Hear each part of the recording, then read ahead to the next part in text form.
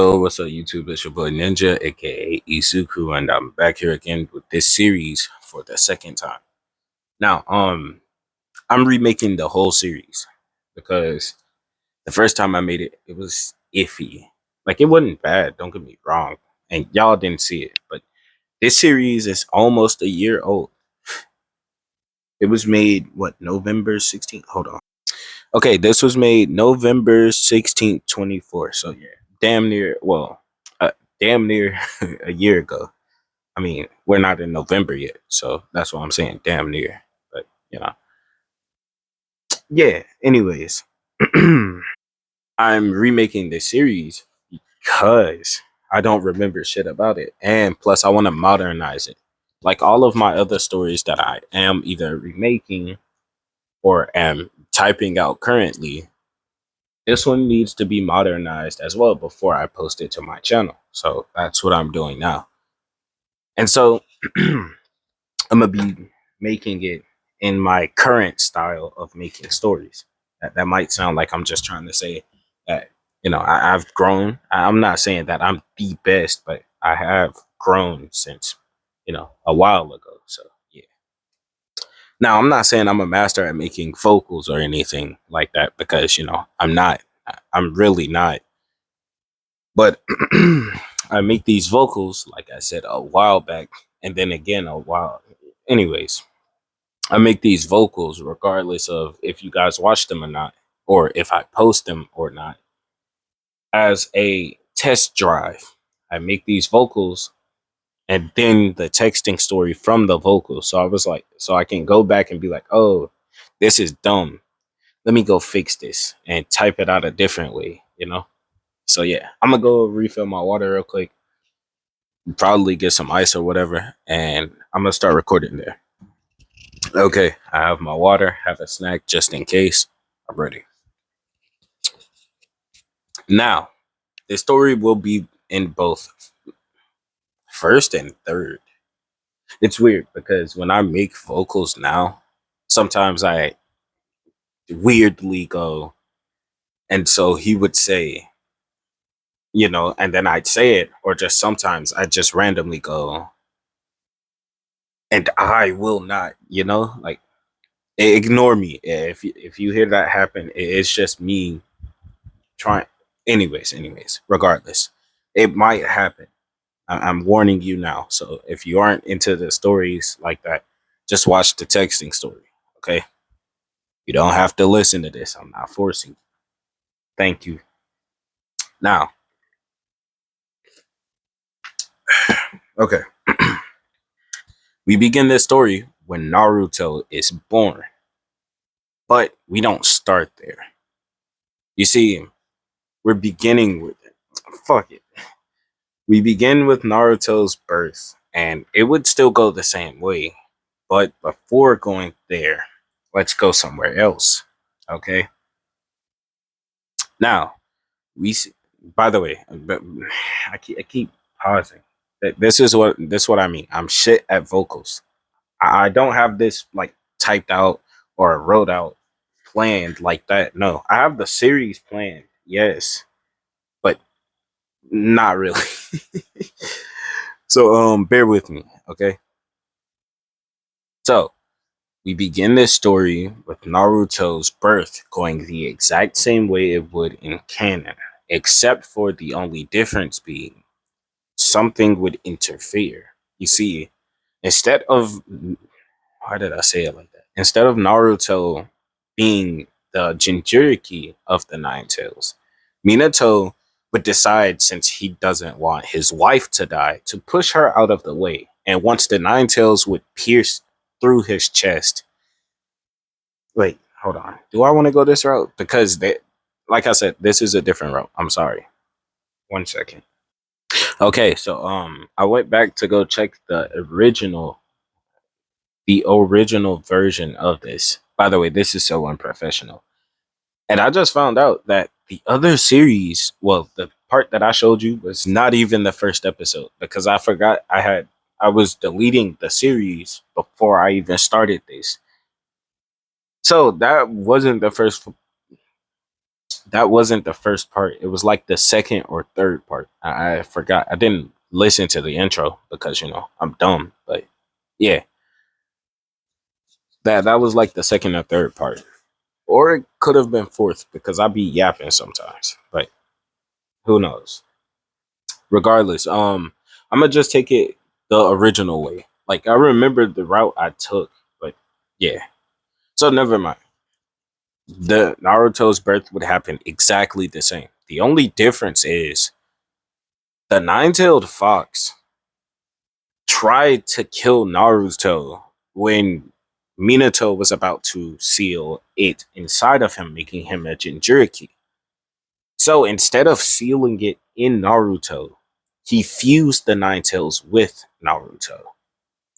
And this process would start to hurt Naruto as he would start to yell out in pain. But Kushina would also try and help Minato with this process. The Nine Tails would start to shrink as it would start to merge with Naruto. And in its moment of desperation, the Nine Tails would try to like attack Naruto and kill him while they are fusing. But since both Minato and Kushina were both busy, they could not stop it. And that's when the merge would complete and Naruto's skin would start to peel as the Nine Tails would start to try and take over its young body, making its soul the main soul that's in there and killing off Naruto for good. But that's when a third soul would stop it. And that's when we go to a different place. You see, this story was originally supposed to be Kakume Goku Naruto, right? He would be the Kakume version of Goku. But, that's just basically Goku without all his other forms, you know?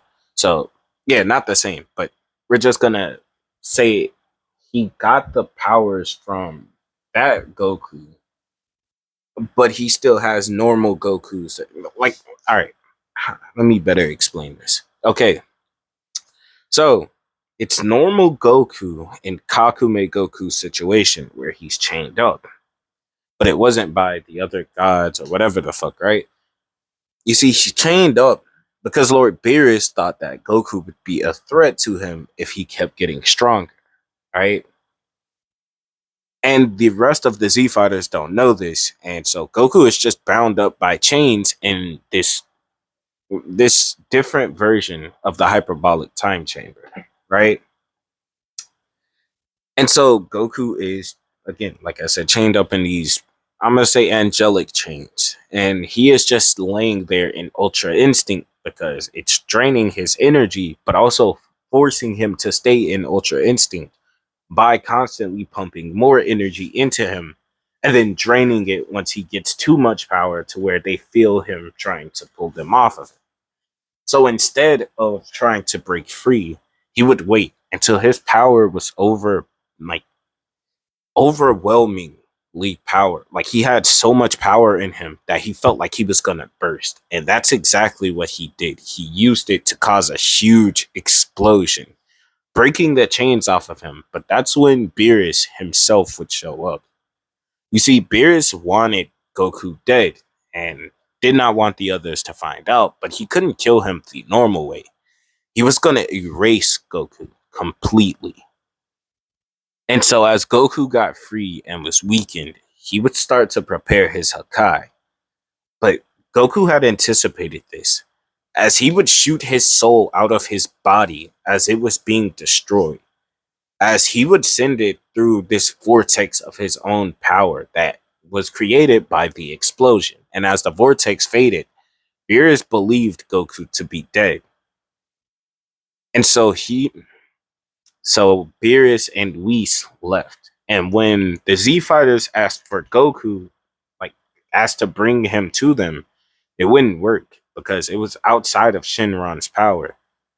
Goku wasn't dead. His body was dead, but his soul was gone. That's what Shinron would tell them. He isn't dead. Well, his body is, but his soul is somewhere else. They would ask where his soul went, and they wouldn't get a definite answer. He could not find it. It was just gone. They would have to ask a stronger dragon or merge the two dragons they already know of to get a definite answer. And so they would go and ask Zeno to use the Super Dragon Balls to find it. But obviously, that would take a while because Beerus would constantly try not to let them get to it. But now we return back to Naruto. You see, as the Nine Tails was trying to destroy Naruto's soul, the Nine Tails' soul would be forcefully destroyed. Why? Because Goku's soul had entered Naruto's body at the same time as the Nine Tails. And obviously, Goku being a good guy, his soul being basically pure, would destroy the Nine Tails in impurity that was in Naruto. But this would cause Naruto's chakra to be a mixture of the Nine Tails' chakra and his own.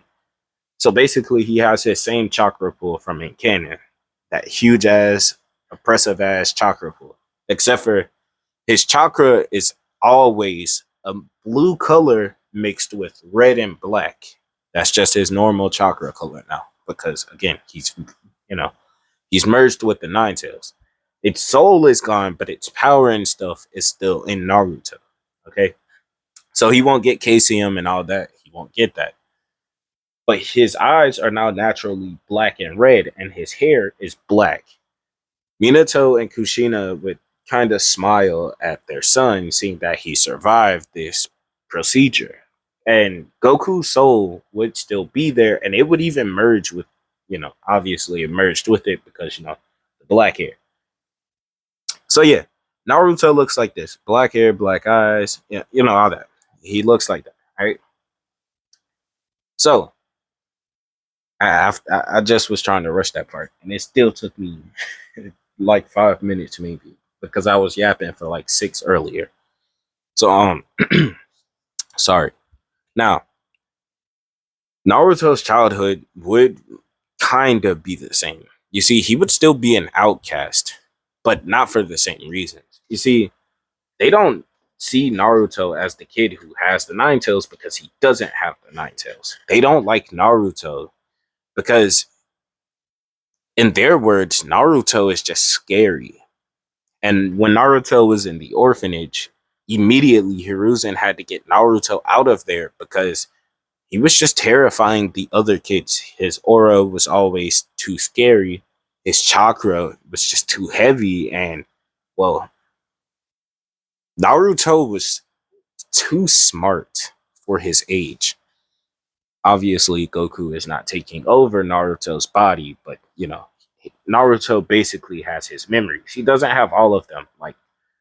Like he has the names of the transformations and things like that. He knows what they look like, but he cannot transform. I'm not giving him that yet. That's going. It takes a while. So Goku, Naruto has the body of a Saiyan with an Uzumaki's chakra pool mixed with the Nine Tails' chakra pool. So Naruto's natural like base strength is just like way too strong for his age. By the way, he is 6 now. So Naruto would be living alone and he would be training, learning the martial arts Goku knew. You see, by the way, at first I was not going to do it like this, but why not? Just a little cheat code. So Goku. Naruto would be learning the martial arts that his brain somehow knows. He would be learning them. He knows they're called martial arts, but he calls them taijutsu because of his world, obviously. And so, because, in their world, yeah. Anyways, he would continue learning. And by the age of 8, his body would be pretty decent. He'd be kind of buff for his age. And he's able to pick up small boulders. Not no, not medium, not huge, but he's able to pick up small boulders. Can uproot a tree. Yeah, let's put it that way. So he's pretty strong for his age. He's also quite fast, as he's fast enough to run around the village in only a few minutes. No, yeah, a few minutes. Why not? A minute or so. And so Naruto, when he finally joined the academy by age 8, because you started at 8. Again, like I said, let me stop this here. Hold on. Wait.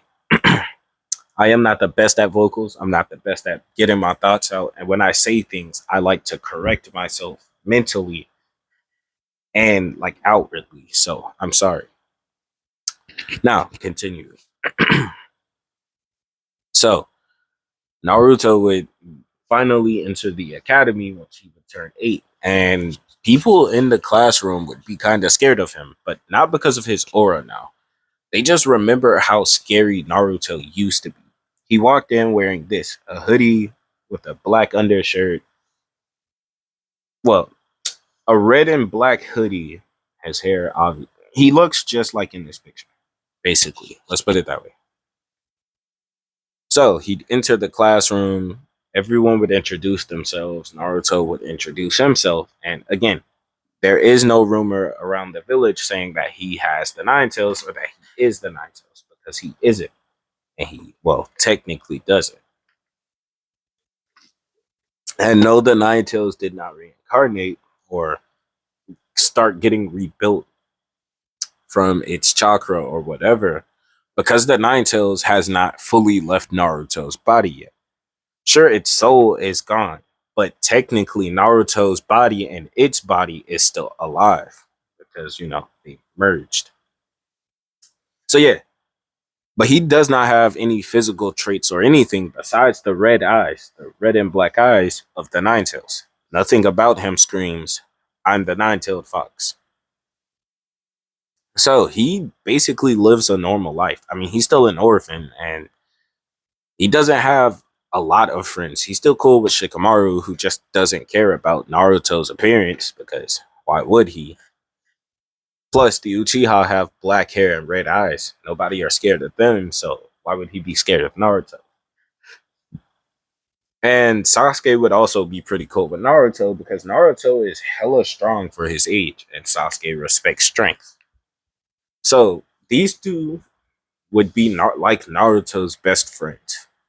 The three of them would get along very well, and well, more so Naruto and Shikamaru. Sasuke still had his training to do with Shisui and Itachi, so he never really had time to hang out with them, but he was still their friend. Now, the three of them one day would just stop talking. Well, not all three of them, but more so one of the three. This being Sasuke, as when his clan got, well, slaughtered, this time by. No, nah. Yeah, I'm gonna just follow the original route throughout the whole video, just with newer context. Let's put it that way. So, again, one day Sasuke would stop talking to the other two. And when Naruto demanded an answer from him, Sasuke just wouldn't talk to him. And the reason for this is the Uchiha clan were gonna do their coup, and Sasuke, he was told he was gonna be a part of it. He didn't want to be, and Itachi and Shisui in this one, well, didn't get attacked. Well, Shisui didn't get attacked. He still has both his eyes, and well, Itachi was not told to massacre his clan, obviously. But one day, Naruto and well, Shikamaru followed Sasuke home, and that's when everyone was gearing up ready for this war. And Naruto would walk in as Shikamaru was like trying to get him to come back, but he could not stop Naruto. As Naruto walked in, he'd say, Yo, old man, where is Sasuke? And obviously, Sasuke, being in the room, would hear him and would turn around looking at him wide eyed. But that's when Fugaku, seeing that Naruto could possibly be a threat to their mission if he got away, would rush at Naruto. And Naruto, having only a few seconds to react, would punch the ground as the ground would crack around him and a smoke screen would come up. Fugaku would activate his Sharingan, but Naruto was already gone, as he had jumped away from that area and is now standing on top of a house. All of the Uchiha present would activate their Sharingans, including Sasuke, who has his one Tomoe. Naruto would say, "So, you're betraying the village." Fugaku would just stare up at Naruto, who is staring them down. But that's when Naruto would feel windy. He would touch his head and would realize that his hoodie was missing. It was cut off and it was on the tip of Fugaku's katana. Again, like I said, Naruto only had a few seconds to dodge that blow. When he punched the ground, he only had a second left and then he jumped. He still got swung at, so obviously his hoodie was cut off. Naruto would call him a pesky old man who needs to learn that he cannot have his way all the time. 1 second. All right, I'm back. Now, like I was saying, Fugaku would ask Naruto who his parents are, and Naruto would say, "Oh, you don't know me? I'm an orphan, or however you pronounce that." As Fugaku would say that he doesn't believe him, and Naruto would say, "Well, it's true. Because my parents ended up dying trying to protect me. But if you want to know their names, I'd be willing to tell you." As Fugaku would ask for their names, and he would say his father's name is Minato Namikaze and his mother's name is Kushina Uzumaki.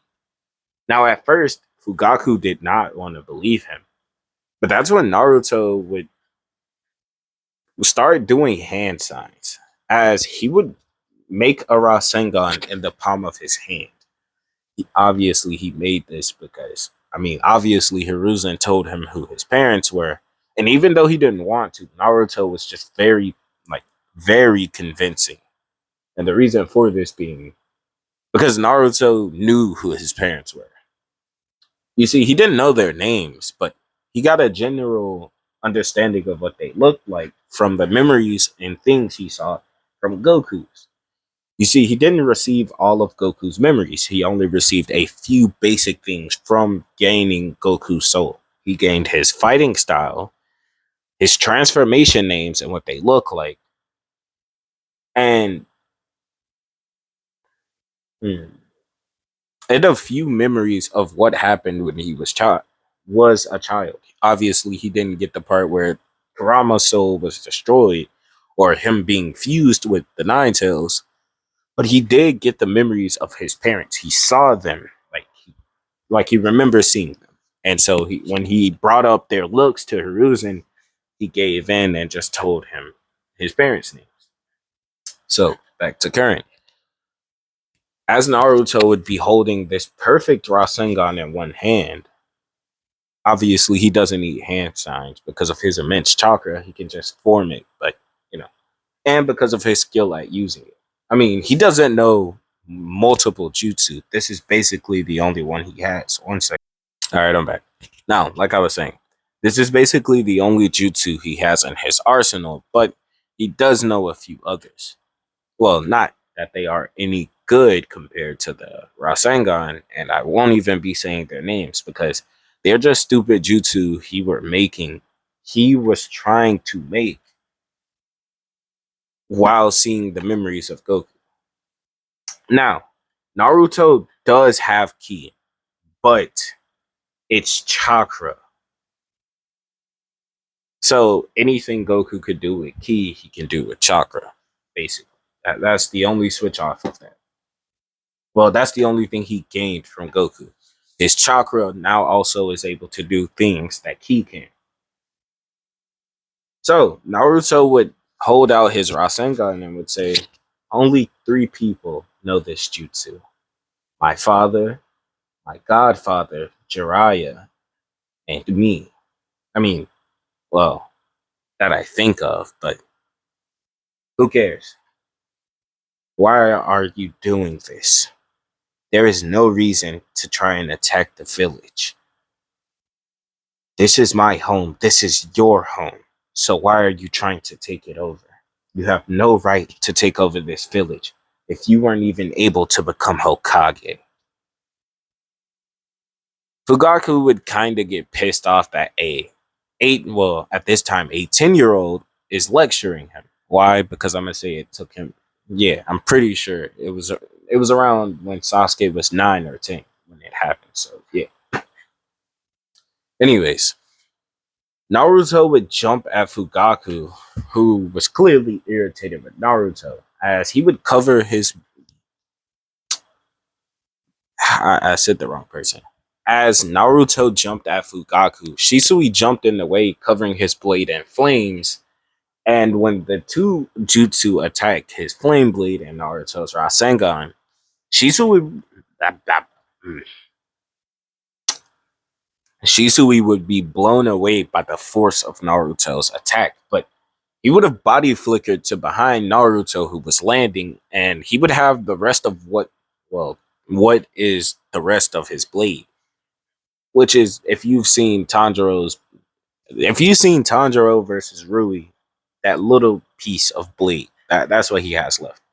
He would hold this to Naruto's throat, who would just glance up at him, as he'd say that he's quite fast, but he can't beat him.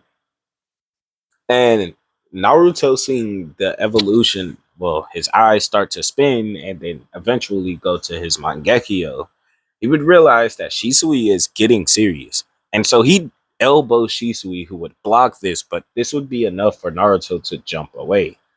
He would get into a fighting stance, preparing to take on everyone there, as he would start to charge up his chakra like he was charging ki, as he'd start to yell as his huge amount of chakra would flare off of his body. This blue, black, and red chakra would be like flowing out of Naruto as he yells. He wouldn't look away from them, but he wouldn't even look them straight in the eyes. He was looking directly at the rest of their body, from the chest to their hands and lower. So from the neck down. Naruto would then get into his stance again, as he would cover his body in a thin layer of chakra to immediately dispel any and all genjutsu that would fall upon him, because again, he's fighting against the Uchiha clan, and to be ready to fight them, because obviously they're a higher level than him. So he was trying to even the playing field by covering his body in chakra so he could hit faster and react faster. It isn't perfect, but it's basically his version of Kaioken. Let's put it that way. And so he'd rush forward at Shisui, and Shisui would just tell Naruto not to fight them, as he cannot stop them. And if he keeps getting in their way, regardless of if he was the fourth Hokage's son, he would have to die. But Fugaku would jump at Naruto from the side, who would glance over, noticing him, and he'd jump back away from Shisui. As Fugaku would say, "Fine, I have a rule. If you can beat my son in a fight, I'll stop this." And Naruto would look at him confused, as he would say, "Go ahead, Sasuke." And by this point, Naruto and Sasuke have never fought.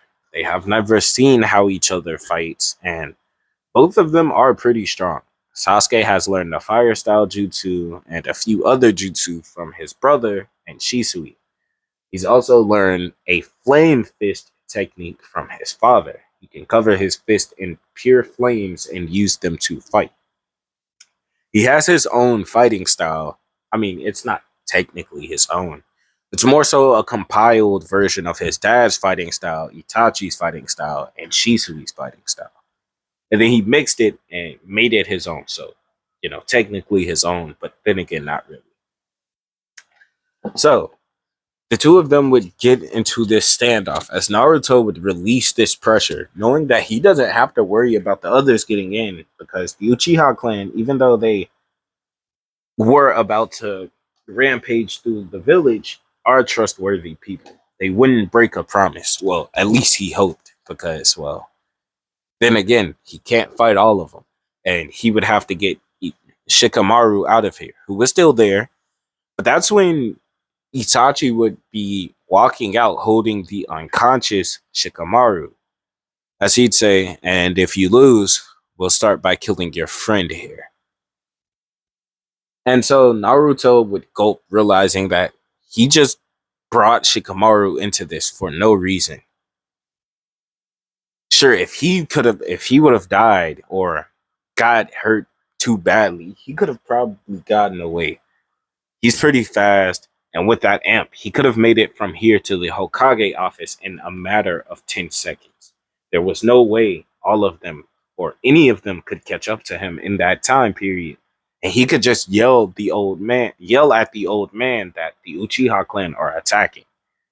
Because by then, the old man could take on some of them, he could fight a few of them, and the rest of the Jonin and whoever could be alerted to, the attack. But now, if he runs away, Shikamaru will definitely die. And regardless of if he gets to the old man, it's war. And no matter what, Sasuke and his entire family will be seen as bad guys. Even if Sasuke himself didn't do it, Shikamaru's family would definitely want blood. And if Sasuke were ever to be alone, he would die. And even Naruto could be blamed for this since his father had seen Naruto and Shikamaru together. So, then again, that's still bad. So he had to definitely win this. One sec. All right, I'm back. All right. So Naruto and Sasuke would both get into a stance as Naruto would apologize to Sasuke, saying that he has to beat the shit out of him now. But Sasuke would apologize that he brought him into this. And he'd say that, but he can't lose here, as his father, well, isn't the nicest person when it comes down to losing. And so the two of them would rush at each other as they'd both clash elbow for elbow. As the two of them, well, I won't say elbow, but more so like they clash like their arms. Kind of like how Naruto and Sasuke did in their final fight. If you don't know what that is, I might put a picture up. If not, just search up Naruto versus Sasuke final fight and just look at the first few seconds while they're running at each other and they clash. Basically, that. The two of them would clash with each other and then push off, as Sasuke would grab Naruto's arm and throw a high kick, which Naruto would block with his other arm. He would then flip Sasuke and immediately would elbow him in the chest as he's upside down. And while Sasuke was flying back, he'd rush behind him and slam a fist into his back. Sasuke would go flying forward, slamming into the wall as he'd reactivate his Sharingan, and he'd rush at Naruto, this time more confident. He was no longer playing around. He was gonna take it easy on Naruto, but seeing how Naruto is not holding back, or well, that's what it seems like to him, he has to end this quickly. So Naruto would throw a punch again, but Sasuke would dodge it. Sasuke would then throw a kick, to which Naruto would raise his leg a bit to block, but then another fist would fly towards Naruto, to which he'd have to block, but a straight would slam into his face as he'd slide backwards a bit. But as he'd refocus, Sasuke would already be attacking once more. The two of them would go fist for fist, clashing with each other over and over again, repeatedly. Neither of them getting a singular hit in anymore. The two of them seeming dead even. And Sasuke would know. Why did I say it like that? Let me try that again.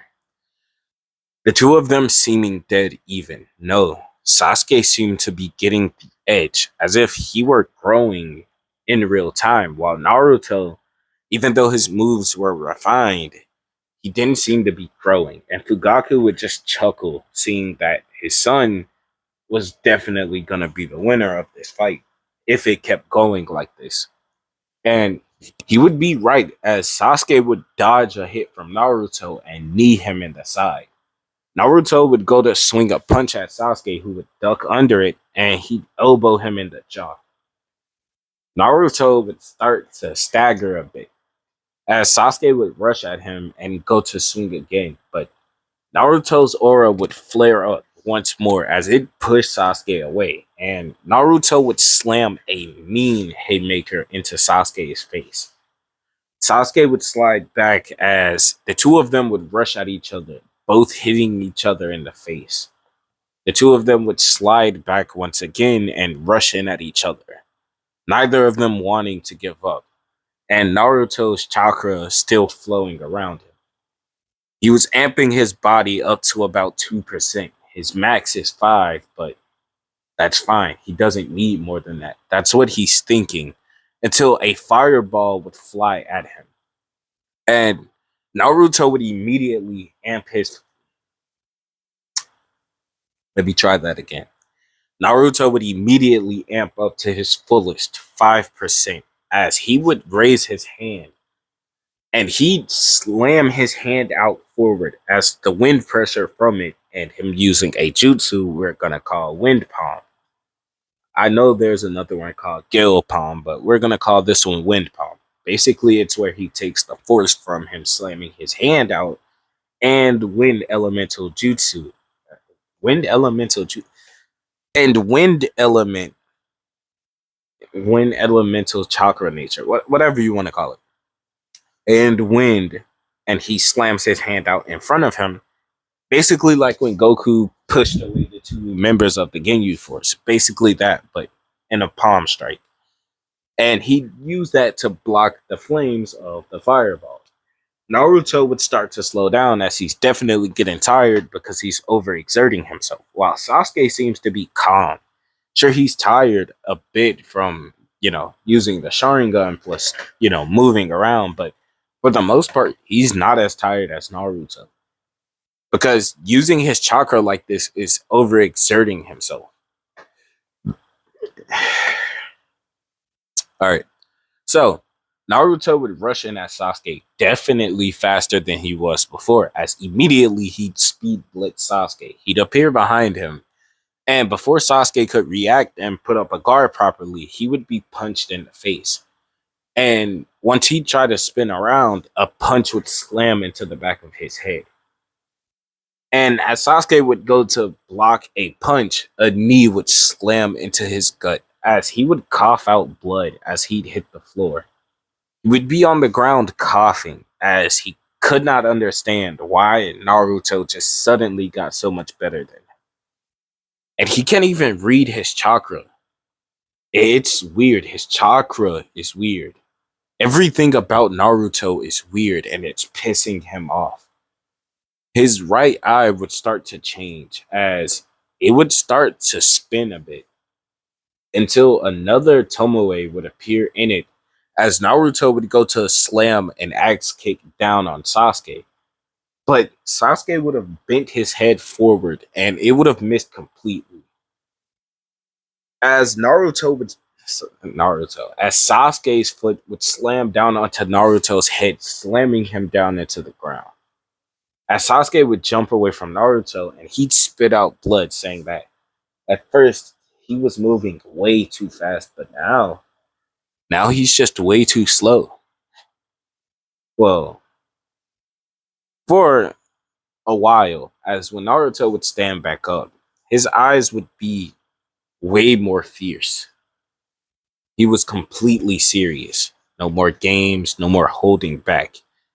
And when Naruto would rush in at Sasuke, they'd seem about even again, except for they were dead even. There was no edge anymore.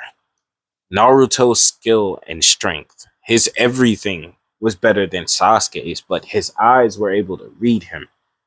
And he's only barely able to match Naruto, yet they are dead even. The two of them would go punch for punch, neither of them getting hit, yet neither of them wanting to back down. They're both basically at their limits now, and Shikamaru had been woken up. The fight has probably lasted only 5 minutes, and yet he's woken up. Like he was up 2 minutes ago. He was watching this brawl, and he wants Naruto to win because he heard the conditions, but seeing how the fight is going, he's kind of worried. He doesn't know what he should do. I mean, he can't interfere. Obviously, he'd be killed before he could.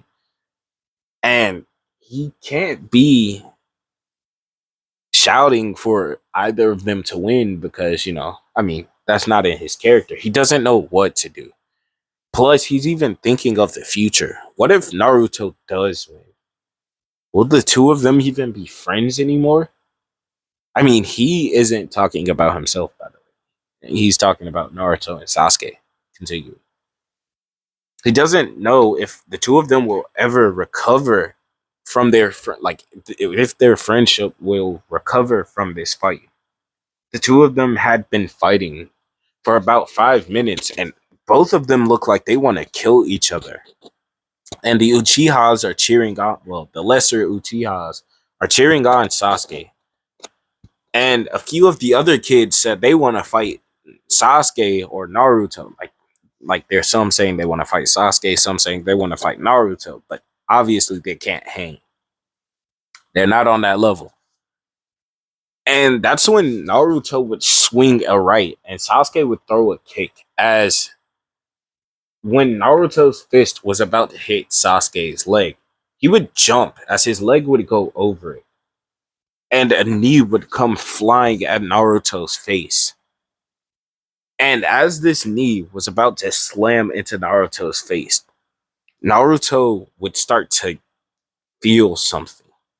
Something would snap inside of him as his face would be obviously caved in by this knee, as his head would be slammed into the ground and his aura would fade. Naruto would just be laid there, seemingly unconscious, as Shikamaru would start to yell at Naruto to get up. But the Uchihas would tell him that it's time for him to die and that they'll kill Naruto first since his presence is a burden. But Fugaku would stop them, saying that he'll kill Naruto personally, as he doesn't have a grudge against Minato, but he does want to be the one to finish off Naruto. Not for something petty like him taking a girl or something he likes or something like that. Just him wanting to kill Naruto to feel like he's finally beat Minato. Let's put it that way. I mean, that's still petty, but the only reason I could think of at the moment. Now, as the blade was about to hit Naruto, he would roll as the blade would only stab into his left arm, as he'd say, "I'm not done yet." As he'd grab it with his right and rip it out of his shoulder, his aura would explode, sending Fugaku back, as the blade would have been broken. As Naruto would throw the pieces away, as Sasuke would just be standing. As Naruto's left arm, well, because it was stabbed, would be hanging. As he didn't sever the like basically when Naruto forced the blade out of his arm and Fugaku was pushing down, obviously Fugaku was trying to cut it off, and so when he stabbed him, he started sliding it. So yeah, why not? Let's just say he severed the tendon in it and his arm is hanging. Naruto would be standing there, his hair now spiked backwards, as like I said, his aura had flared and it's like 10 times. Well, no. Yeah, I'm going to say it's like 10 times as strong. So he isn't in that Kaioken like state before, obviously, but his power did multiply time like by 10. And he would be standing hunched over like this, his hair spiked up, and he'd be glaring at Sasuke. "I cannot let you win. I have to do this for my village. So I'll stop you now." He'd rush in at Sasuke with this limp like state. And Sasuke, kind of feeling bad for Naruto, wouldn't even raise his guard or go to a swing and hit him.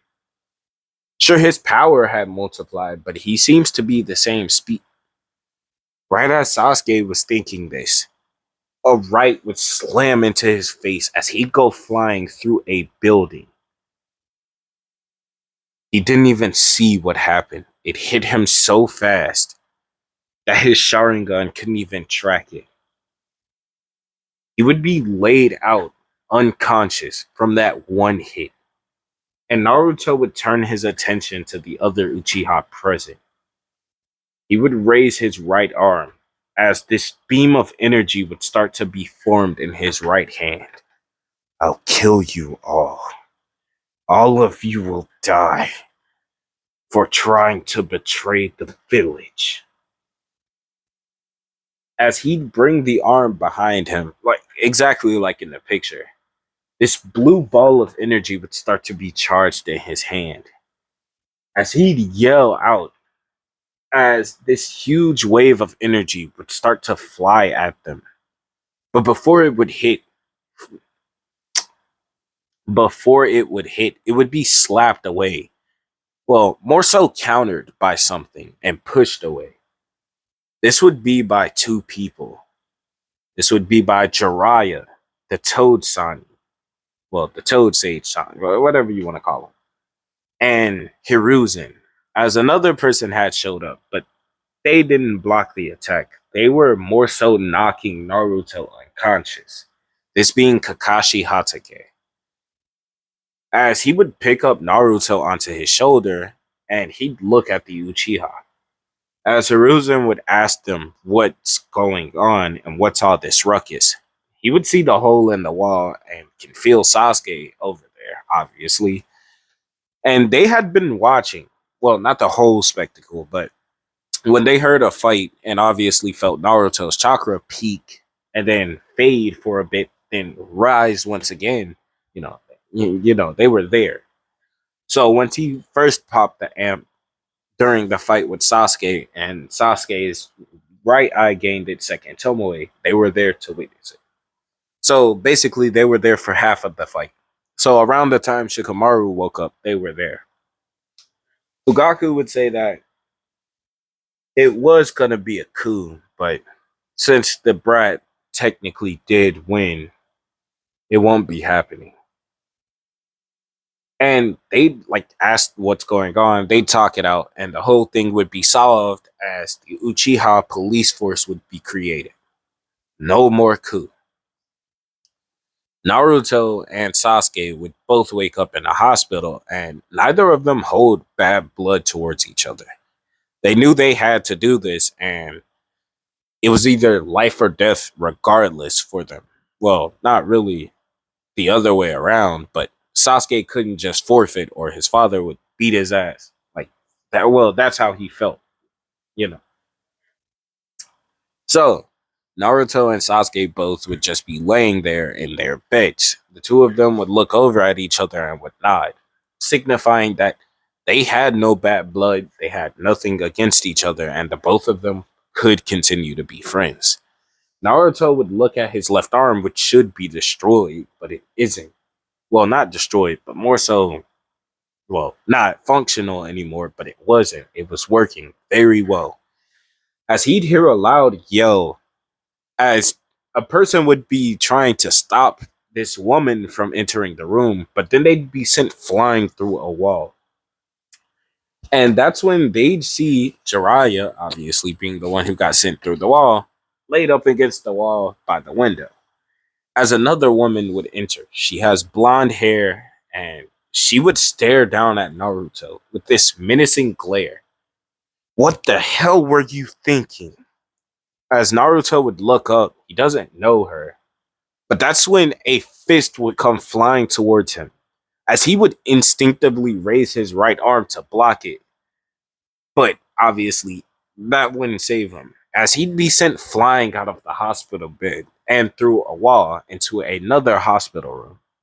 The lady would continue to yell at Naruto, scolding him for his recklessness.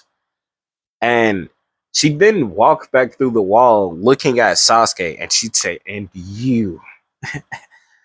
And Sasuke would say, "Listen, I know what I did and I'm sorry." But again, he would be sent flying through the wall as well. The two of them would be laid out next to each other. And obviously, they aren't unconscious, but they both are laid out. The two of them would get scolded and then would be put in a different room as the other room is getting fixed. The two of them would be released as Tsunade would heal them both. And obviously, after this is when the police force is created. And yeah. So, after this whole situation is cleared up, nobody in the village got word of what happened. But they did, well, not everyone, but a lot of people, excuse me, by the way, saw that big ass blue light that flew from the Uchiha compound. They just assumed it was some type of firework because it did not explode. It just went into the air and, well, I mean, it did explode into the air, but it didn't explode in the area. And so when it exploded in the air and made a beautiful blue explosion, they just assumed it was some type of, well, technique or move or even a firework that they had made. And so most people were just clapping, unknowing of the situation. Nobody had leaked what had happened at all. The only people who know is the Uchiha clan themselves, Naruto and Sasuke. Well, obviously, Shikamaru also knows, and he did not tell his parents. He wanted to, but he didn't. And then they were told anyway in the meeting. So the major clans in the village they know, but they don't blame the Uchiha clan because technically, well, to them they saw that, well, they felt that the Uchiha clan were being oppressed by Danzo, so giving them that Uchiha, the police force, it felt fair. But they did kind of, Shikamaru's dad did kind of threaten Fugaku about his son, and Fugaku apologized and said that he low key just wanted. He kind of got mad when he heard that Naruto was Minato's son. And to those who did not know this, would be like hella in shock. They'd ask why Naruto doesn't look like him, and Naruto would explain that, well, what happened. By the way, he figured out that he had been fused with the Nine Tails. He doesn't know about Goku, but he just assumes the memories come from the Nine Tails. So yeah, or one of the past hosts of the Nine Tails. So he'd explain that technically his father fused him with the Nine Tails on the day he was conceived. So the Nine Tails doesn't exist as long as he is alive. If he dies, the Nine Tails would be reincarnated or remade somewhere, and then, well, then they'd have a loose-tailed beast. And so everyone would kind of figure out, oh, that's why he's so strong, yada yada. End it there. So after this, a few more years would pass, and eventually the graduation day would happen. One second. By the way, you can kind of tell I'm trying to rush through this end part. That's because, well, not really, because I'm not going to end this here. I'm going to end this at 2 hours. So I can know for a fact that the first episode that I type out will at least be an hour long. And then I might just continue to make these and 2 hours long. So yeah. So Naruto and Sasuke both are now 11 years old, about to turn 12 as the year is coming to an end. They are doing the the final exam, and obviously Naruto, Sasuke, and Shikamaru, all of them passed. None of them did not pass. Why? Because Naruto knows the Shadow Clone Jutsu. Again, he stole the scroll, and he was taught by Jiraiya and Tsunade to better control his chakra. He also showed them his multiplier technique, and Tsunade said that it was just a more advanced version of her fist technique. Because unlike her, where she just amplifies her attacks, Naruto amplifies his whole body. And he named the technique the Kaioken. It was made in S-ranked jutsu. And it was created by Naruto. And Naruto would be kind of happy that he created a jutsu. But they would ask him what that other one was. And he would say that it's called the Kamehameha. The Kamehameha. I'm just going to say it like that. Yeah. Yeah. Yeah, I can't say it the other way. It sounds weird to me. I'm sorry. And they would write it down as another S rank jutsu. Why? Because they felt the power behind it. The only reason that they were able to sweep it away so effectively is because of Hiruzen using his staff and Jiraiya using a special toad that could push things upwards. And the toad got injured from it. So, well, from overexertion. So, yeah, that's why they made it S rank. So, Naruto now has two S rank jutsu and an A rank jutsu under his belt. His palm ability was just labeled an advanced version of the Gale palm, and it was also created by Naruto. They call it Force palm. That's what we're gonna call it from now on. Instead of Wind palm, it's called Force palm. So, by the way, that jutsu is, we're gonna say B rank. I don't know the actual ranking of the Gale palm, but since it's more advanced version of that, if Gale palm is B rank, it's A rank, and if it's A rank, well, it's A plus rank. Let's put it that way. 1 second. All right, I'm back.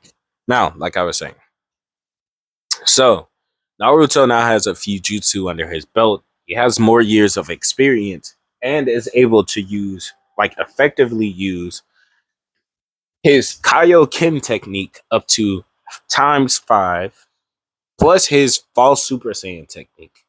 Well, transformation. False Super Saiyan is labeled as an S rank. It's labeled as in, since Naruto said he has more, but he can't access them yet. They labeled it under like they gave him his own jutsu list. Like he has his own rank level of jutsu. They told him to mark down all transformations, what they look like, and what level of power he would be at if he could use those transformations now. And he went down from the list, starting at Mastered Ultra Instinct all the way down to Kaioken.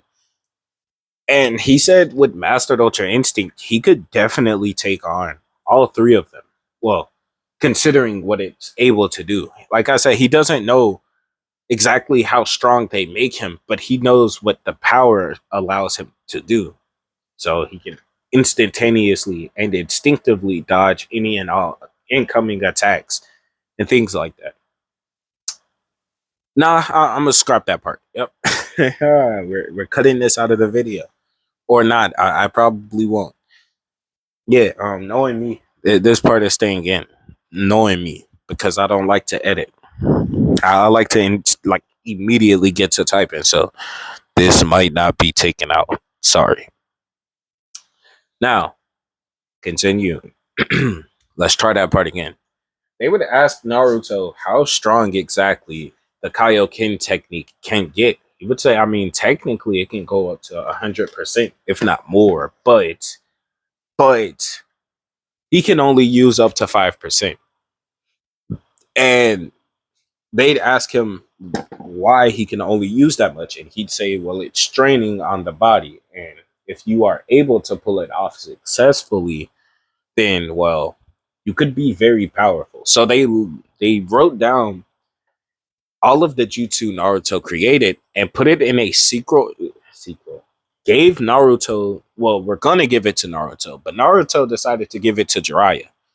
He said that he didn't want anyone to get their hands on it, and leaving it with Jiraiya, who can just leave it in the Toad world, would be better, would be the best option for him. Plus, he can just add more things to it whenever he wanted to. And so Jiraiya gave him no. Jiraiya taught Naruto seals, and he also bought Naruto a new outfit. So he still has this fit on right here. But he now also has on the bracers like Goku has, those wrist bracers he has. And Naruto put seals under it, not on, like he has seals on them. So basically, regardless of how, like they can't be destroyed. Yeah, we're gonna say it. He puts he constantly wraps them in his chakra. So yeah, they're basically indestructible because he has a huge amount of chakra, and his huge amount of chakra protects them from being destroyed. Yeah, end of point. Plus, even if they were destroyed, like cut off of him or something like that, the things inside of it can still be taken out as long as he has a piece of the fabric.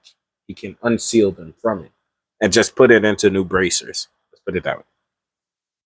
Now, he would be wearing these bracers, but since his fit is black and red, I'm gonna say his bracers are. He has two pairs. No, he has, yeah, just black. No, red. Yeah, red. They are red, and he wears weighted clothing now. All of his clothing is weighted, including his first pair of bracers. These are not the ones that has the seals on. These are just his training weights. So he'd be wearing his training outfit, which is just a heavy ass suit that Tsunade and Jiraiya agreed would help him improve more. He would walk around wearing it, and he just runs around with them on, training, punching, fighting, doing all types of things. He would spar with Kakashi repeatedly, and Kakashi would even try to copy Kaioken, but it wouldn't work because Naruto's huge amount of chakra is not something you can just copy. And plus, again, it takes ki to activate. And since his chakra works like ki, you can't activate it. Yeah. So basically, Naruto has plot armor with a few of his jutsu. So the Kamehameha, his Kaioken technique, Ultra Instinct, and things like that. And obviously, his forms come from him being Saiyan. So yeah. Now, 1 second. Now, like I was saying, Naruto and Sasuke on their final day would be about to graduate, but while everyone would be sparring, and because everyone had basically passed, I almost say Kakashi, the Uchiha clan and others would be waiting for the main event fight, as these two people had been fighting with each other every chance they get, and the fights get more and more exciting each time. So everyone would be waiting. This being Jiraiya, Tsunade, the Uchiha clan, and more. Naruto and Sasuke would get in a circle as Iruka would jump out of it, telling them to begin, and immediately they would clash once more, arm for arm. As Sasuke would throw a kick, immediately grabbing Naruto's arm as he was pushed off, but Naruto would catch his foot and would spin him. As he would then, hold on. I was thinking of something, but I was like, nah, that's wild. My fault. 1 second. All right, I'm back. Had to go blow my nose. Yeah. Sounded like my nose was getting stuffy, so I had to. Hold on, I'm about to pop me a snack real quick. 1 second. Low key gummies are like that, bro. These shit's good as fuck. But continuing.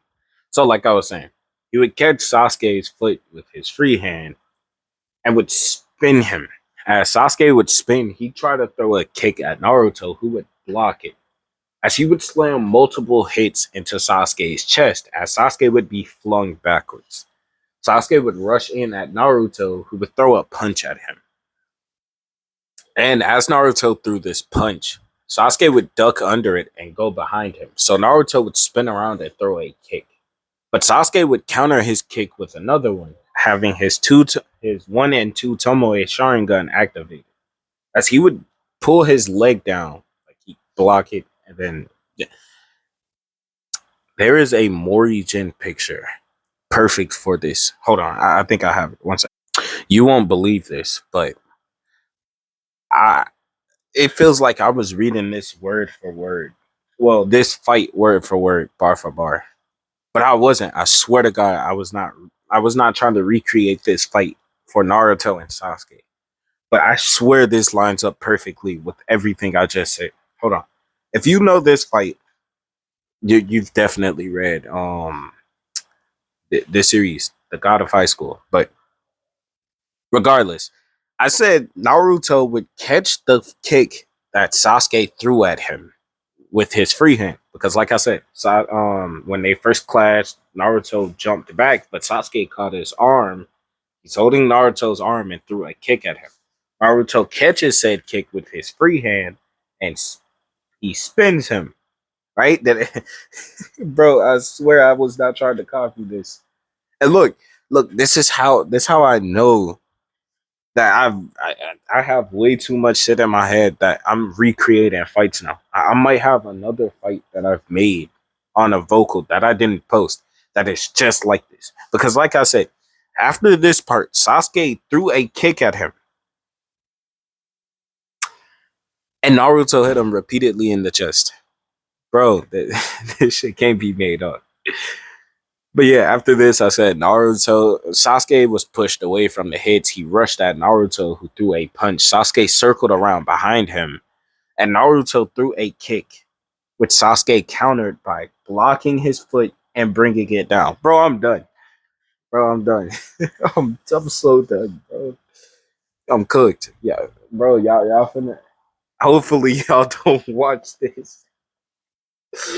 I mean, even if y'all do, it's gonna be the same in the texting story. So, like, bro, but don't worry. Hopefully, the rest of the fight, like if you see it right here, like, I mean, I was gonna do this part. Obviously, I'm before I realized that I was copying this, but I was gonna say that Naruto threw a punch which Sasuke dodged because of his Sharingan, and he threw a kick which Naruto blocked with his free hand. Yeah, I was gonna say something like that, but yeah, well, spoiler for the next part that I was just about to say, but I'm gonna just continue from here. I'm gonna make sure not to copy anything else from this fight, and I'm gonna get back to it. So, yeah, back to it. Now, Sasuke would have the edge a bit because, again, even though Naruto's moves are refined, Sasuke has his Sharingan active, and it took a false Super Saiyan Naruto before to match him. And Naruto does not have that form in his arsenal currently. He only activated it the first time on accident because he was so pissed. I mean, don't get me wrong, that's usually the activation for it. But right now, Naruto isn't pissed, he's focused. And he doesn't know how to recreate that sensation of how angry he was at himself and at the Uchihas to where he could just pop that form again. He doesn't know how. But he does know that if he doesn't amp up now, Sasuke will beat him.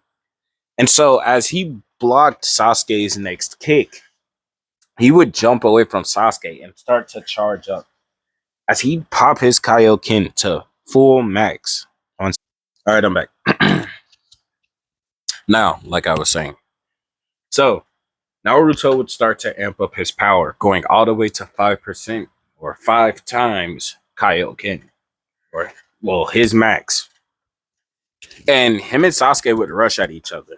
As to the normal students, well, everybody else that they just graduated with, they couldn't keep up with this fight. Naruto and Sasuke were just too fast. But there was also other people there who shouldn't have been. This being Neji's team. Well, Might Guy's team, should I say. So Neji, Tenten, and Rock Lee. Lee could keep up with this speed because he can go faster than, well, their current speed if he took off his weights and went into the first gate. But if he took off his weights, they were about as fast as him. Well, yeah, well, Sasuke's reactions would be fast enough to react to him, which is, I know it's not true because Sasuke before, during the tuning exams, couldn't. But since he's been trained by Shisui and Itachi, I'm going to say he can. And plus, he doesn't just have his one Tomoe, he has one and two. And even though he can't keep up with false Super Saiyan Naruto with just this imperfect Sharingan, obviously.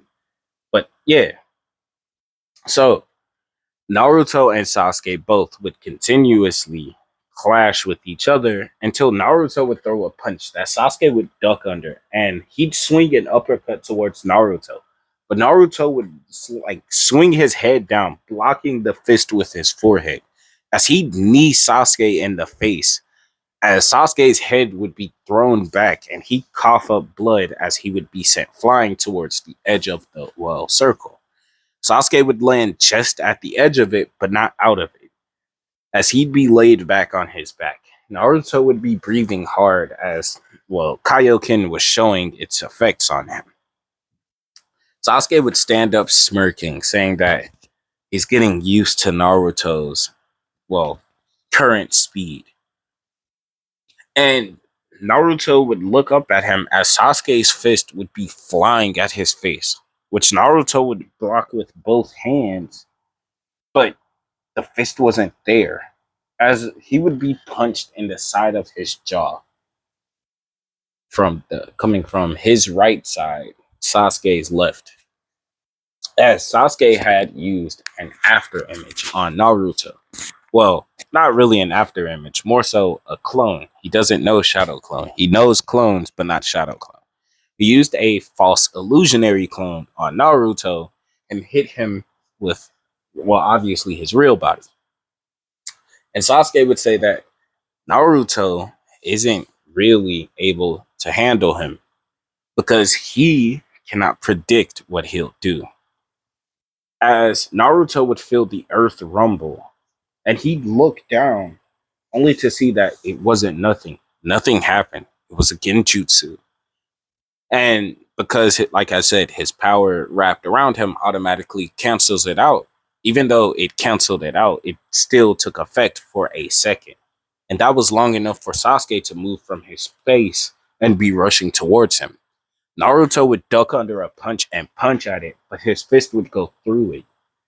As from above, he'd hear something falling and he'd look up to see a fireball about to slam directly into him. He would spin around and try to use his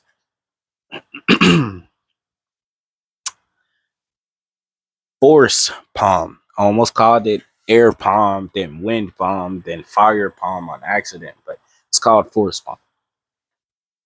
He would start to use it, but then the fireball would just sizzle out as Sasuke would come through it and slam a double, like both of his hands locked together, slam both of his hands up against the side of Naruto's head. As he would go flying towards the edge of the ring, but he'd stop himself on his feet. And again, that sensation from before. Naruto would remember something that Jiraiya once said to him. Once you get that feeling of whatever that transformation is, you call false Super Saiyan again. Once you feel it, hold on to it. Don't let it fade and hold on to it. Because once your body gets used to it, you'll be able to power up into it and let it go whenever and wherever you need to. Naruto, wait, hold on 1 second. All right, like I was saying. So, Naruto, in this moment, as he was standing at the edge of the, well, arena, ring, whatever you want to call this. Well, yeah, ring on the ground. So, yeah. He would have his eyes closed, as everyone thought he was unconscious on his feet, until his aura would fade and then start to slowly grow. He had dropped out of Kaioken, but his aura was growing, and Naruto would still be remembering Jiraiya's speech over and over again. Well, more so lecture, but whatever. Sasuke would be standing there as he'd rush at Naruto, whose eyes are still closed, remembering his battle with Sasuke, remembering how he activated it before. And right then, Naruto would catch Sasuke's fist as he'd open his eyes and stare at him, now again in false Super Saiyan. Sasuke would be in shock as Naruto's hair is now spiked up once more. He is staring down Sasuke, his eyes no longer red, but more so orange-ish. He would then swing his left arm at Sasuke because he caught his fist with his right. And as Sasuke, like, he would see his fist, but then it vanished. And he'd be laying on the ground, his head looking at the sky, and everyone would just be in shock. Naruto's power, again, had just jumped up 10 times. So from his original power to 10, not from Kaioken plus 10. Like I said, every time he activates any Saiyan form, because he does not know how to mix it with Kaioken, he'll drop out of it and then stack on his other power. Well, turn on his other power, not stack on, but you get what I mean. So, Naruto would just be staring down at Sasuke as he tell him to get up. And Sasuke would be kind of pissed. Once again, he could not read that attack and it was way too fast. He was definitely able to track it at first, but then it just vanished and he was on the floor.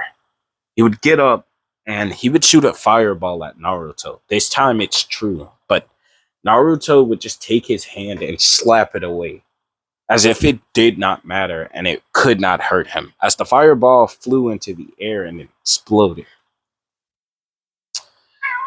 No, kitty. No. Yes, I'm right here. No. No. I'm recording right now. Thank you, sir. Now, like I was saying, everyone would be in shock as Naruto just slapped away a jutsu as if it were nothing. Well, even though, Sasuke isn't one of the stronger people, he just touched a jutsu and slapped it away. Jiraiya would realize that this is the transformation that he used before, and the Uchiha clan also realized this. But it seems more stable, as if he's in control now. He's no more, I said no more, no longer enraged. He's no longer unstable, and he's no longer out to kill. He's just calm. He's focused, and he's prepared. Naruto would get into his stance, as he would tell Sasuke to be prepared as he's coming at him. Sasuke would immediately jump up to his feet, but Naruto would be already right there as he'd slam a fist into his gut, causing Sasuke to cough out blood. And Naruto would push him out of the ring. Like he wouldn't hit him out of the ring, he just pushed him out. And Sasuke would be sitting on the floor looking up at Naruto, who would just hold his hand out to Sasuke. Sasuke would take it, calling Naruto a bastard, and Naruto would say, the feeling's mutual. The two of them would chuckle as Naruto's chakra would fade from around him, and he had truly unlocked false Super Saiyan. Naruto would then deactivate false Super Saiyan, going back to his base form, and then he'd reactivate it just to see if he could, and he would be able to. After confirming he could repeatedly enter false Super Saiyan, he would laugh out going back into base form that he had finally done it.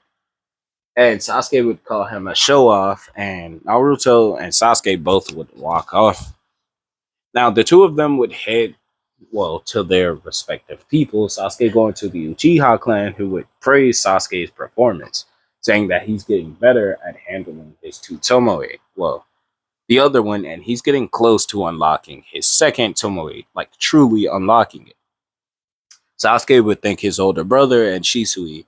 His father would pat him on the back, but would ask why didn't he use his flame fist, as he'd say that at that moment he didn't understand what happened, and even if he did, he wouldn't have been able to hit Naruto, as to him, he was just way too fast. Itachi would say, well, his power did rise by, well, he said it's 10 times amplifier compared to his, well, uh, um, uh, uh, as Shisui would bump in Itachi. What were you gonna say? As he'd say, "Oh, right, it's called Kaioken." Sorry, I was thinking of something else. Yeah, this new transformation, unlike the Kaioken technique, which he said can grow indefinitely, it's stuck at only a 10 times multiplier. So, yeah, it depends on how strong he gets, and then it multiplies that by 10.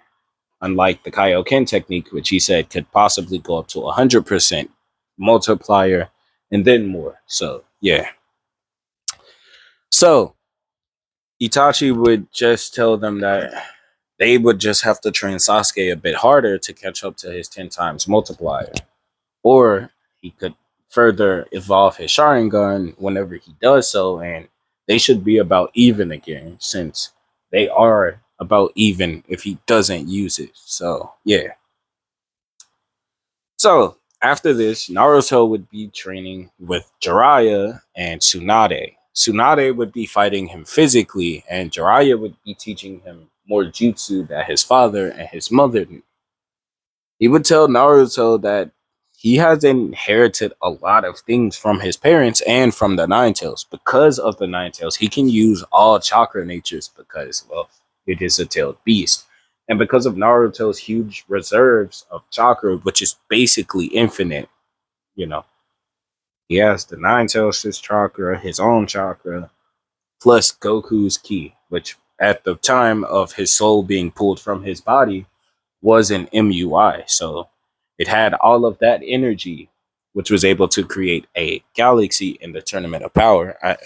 Listen, like I said, this isn't Kakume Goku, but he was in that situation, but it was still Super Goku. So yes, I'm taking that feat. Even though he didn't repeatedly do that feat, I'm gonna say yeah. So, anyways, all of that energy basically made Naruto's chakra damn near infinite. So he won't be running out of chakra like anytime soon. Well, unless somebody like tries to drain him, and even then, that could take a while. So yeah, I mean, he can share his chakra if he wants to, or yeah, he can even heal people because Tsunade taught him, obviously. So yeah, Naruto is pretty OP. Now back to the story. Naruto, Sasuke, and Shikamaru would all be talking in classroom the next day. And as they would be talking, Iruka would enter and tell them about their team formations. Excuse me. Now, I know what you might be thinking. No, I'm not going to make the three a team. Sure, I want to make them a team, but I also don't want to. Like, I just don't want to.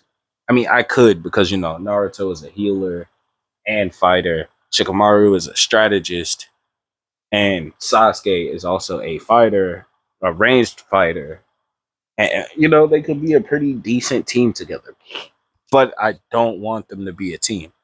And I feel Shikamaru would not want to be on the team with them because he's so smart.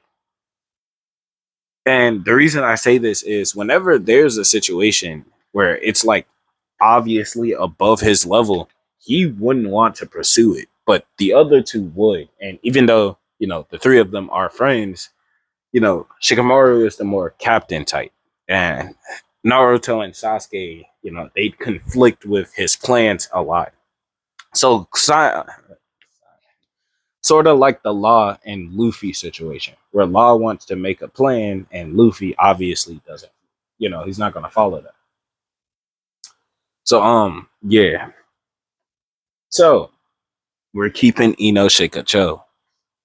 However, we are also keeping Sakura, Naruto, and Sasuke. Yeah, I just felt like keeping this. I could have added somebody else to the team or chose somebody else to join the team or whatever, but I don't want to. No, because this one, this one fill out the team. Like they said, the best, the smartest, strongest, and worst in the class. Yeah. But I still want to. I want to like. I kind of. I low key want to keep Sakura on the team. But who could I? If I decide to switch out Sakura, who would I switch her out with?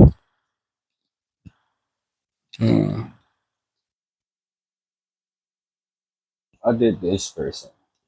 No, I don't know if I follow through with it. Like, how could they?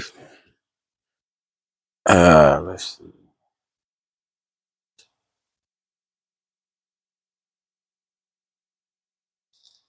Making this person join the team. Um, I just realized I didn't pause this. Sorry. That y'all just had to listen to me ramble about nothing for a grip. But yeah, I figured it out. So no Sakura. As a matter of fact, Sakura isn't even a shinobi. Well, I mean, she's still a kunoichi, but more so under Tsunade. Tsunade saw Sakura's talent for healing and decided to hire Sakura as one of her nurses. Well, train Sakura like one of her nurses or whatever. So basically, she's like Shizune. So it's Sakura, Tsunade, and Shizune. All three of them are together. Not in a relationship, but you know what I mean. So for now, Team 7 is only Sasuke and Naruto, which everyone would be in shock about.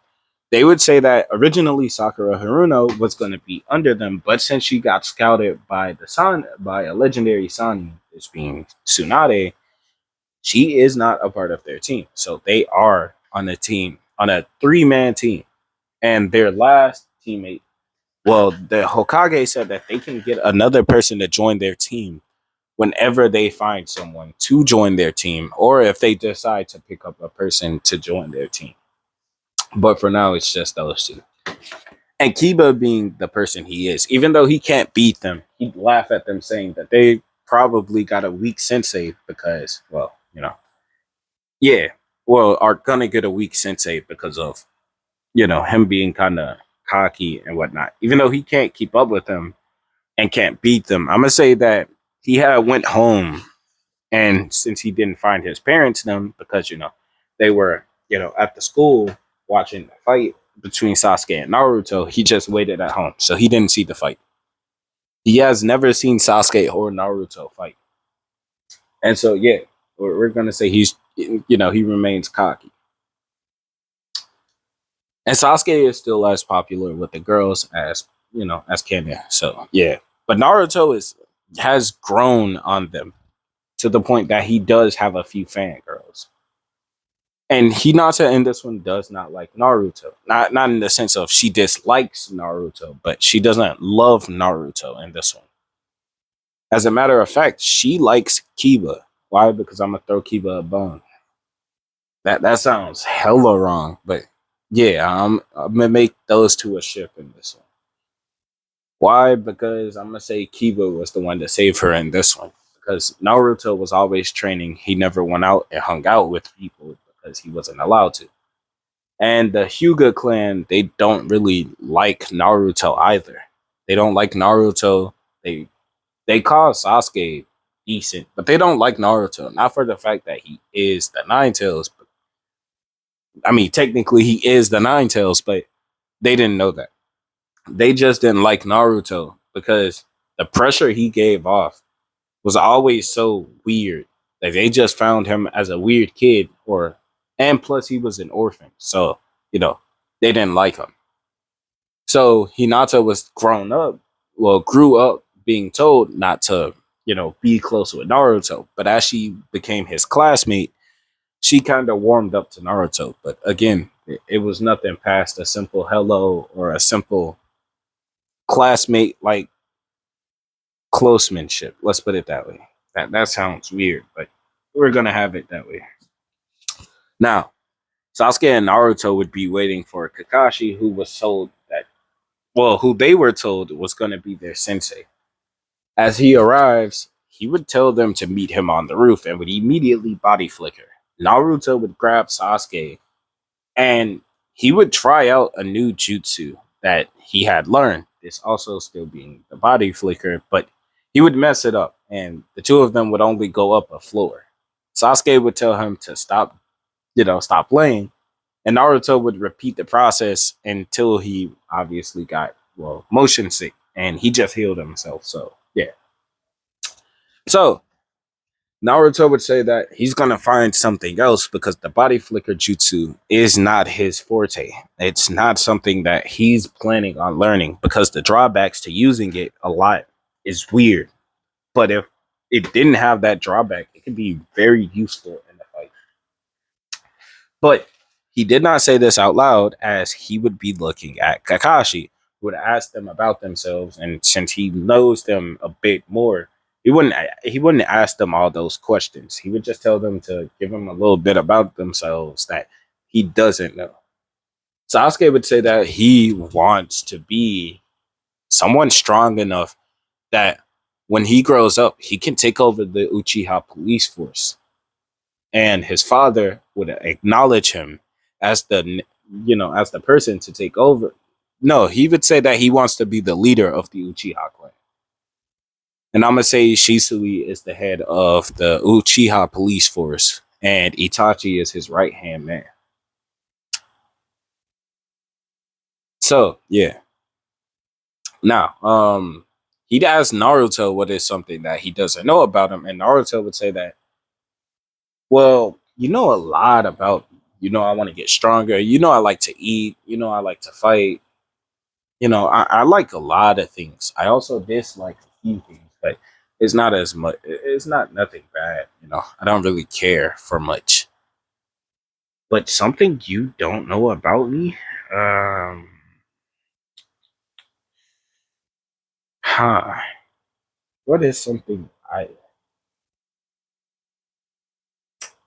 maybe that?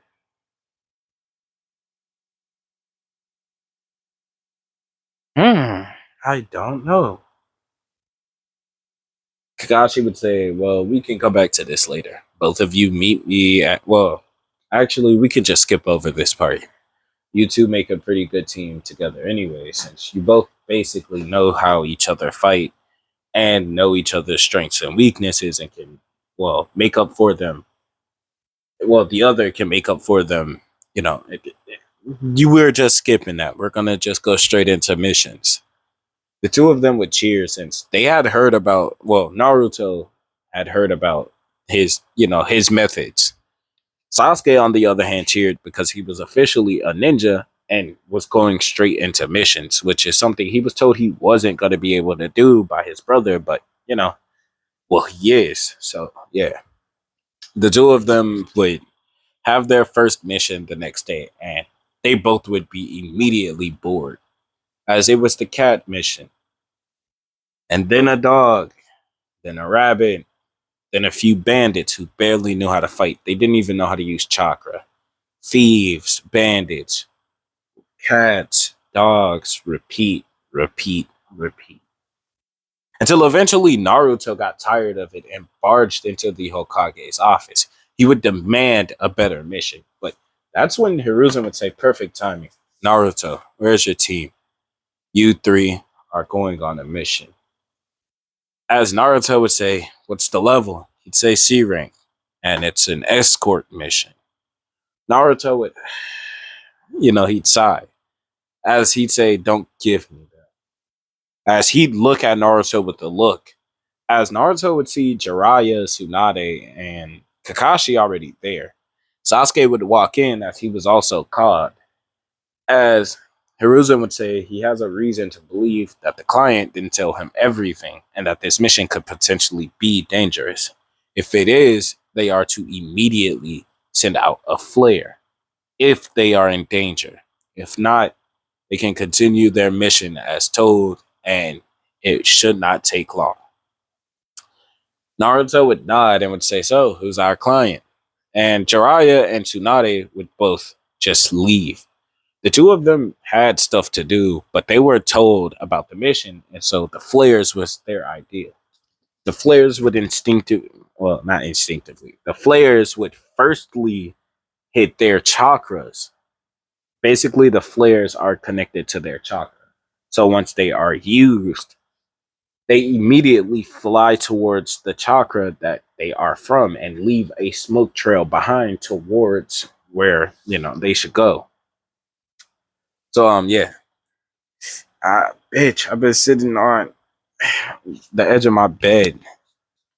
And I'm about to lay down. 1 second, hold on. Okay, I won't lie, this is a lot better, more comfortable. But if I get too comfortable, I'm gonna have to sit back up. So yeah.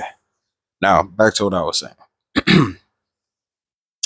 So Naruto and Sasuke would be prepared for this mission. Naruto would be talking with Kakashi, and Sasuke would be asking Hiruzen more questions until the Anbu would knock at the door, and they would knock at the door as Hiruzen would tell them to enter. They would enter.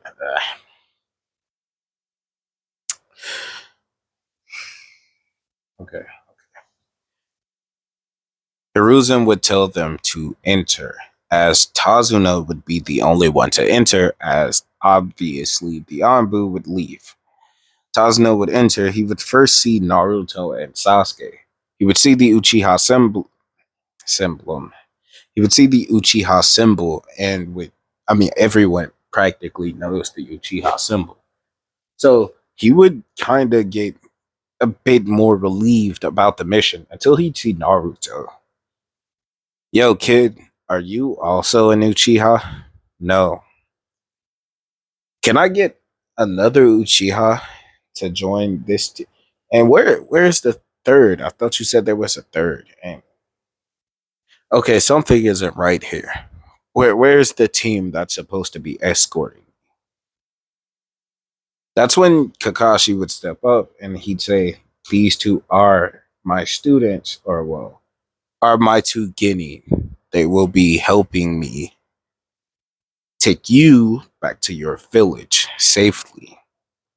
Tazuna would nod, but he'd say that he would prefer having a stronger team. He would then ask Hiruzen if they don't have any other higher teams available, and he would say that they technically don't, but it shouldn't be a problem since the attack force of Konoha is standing right in front of him. And he would kind of sigh and would say, "Fine." So, by the way, he wasn't drunk. Hiruzen purposefully waited until he sobered up the next day, and then waited another day so he wouldn't have a hangover as they walked. So, yeah, they would immediately go pack and then start to leave. As they are leaving out of the village gates, Sasuke and, well, Naruto would both be talking to their, well, relatives. Yeah. Naruto would tell Jiraiya that he'll be fine and he'll let him know well, obviously via, the smoke signal or whatever the fuck.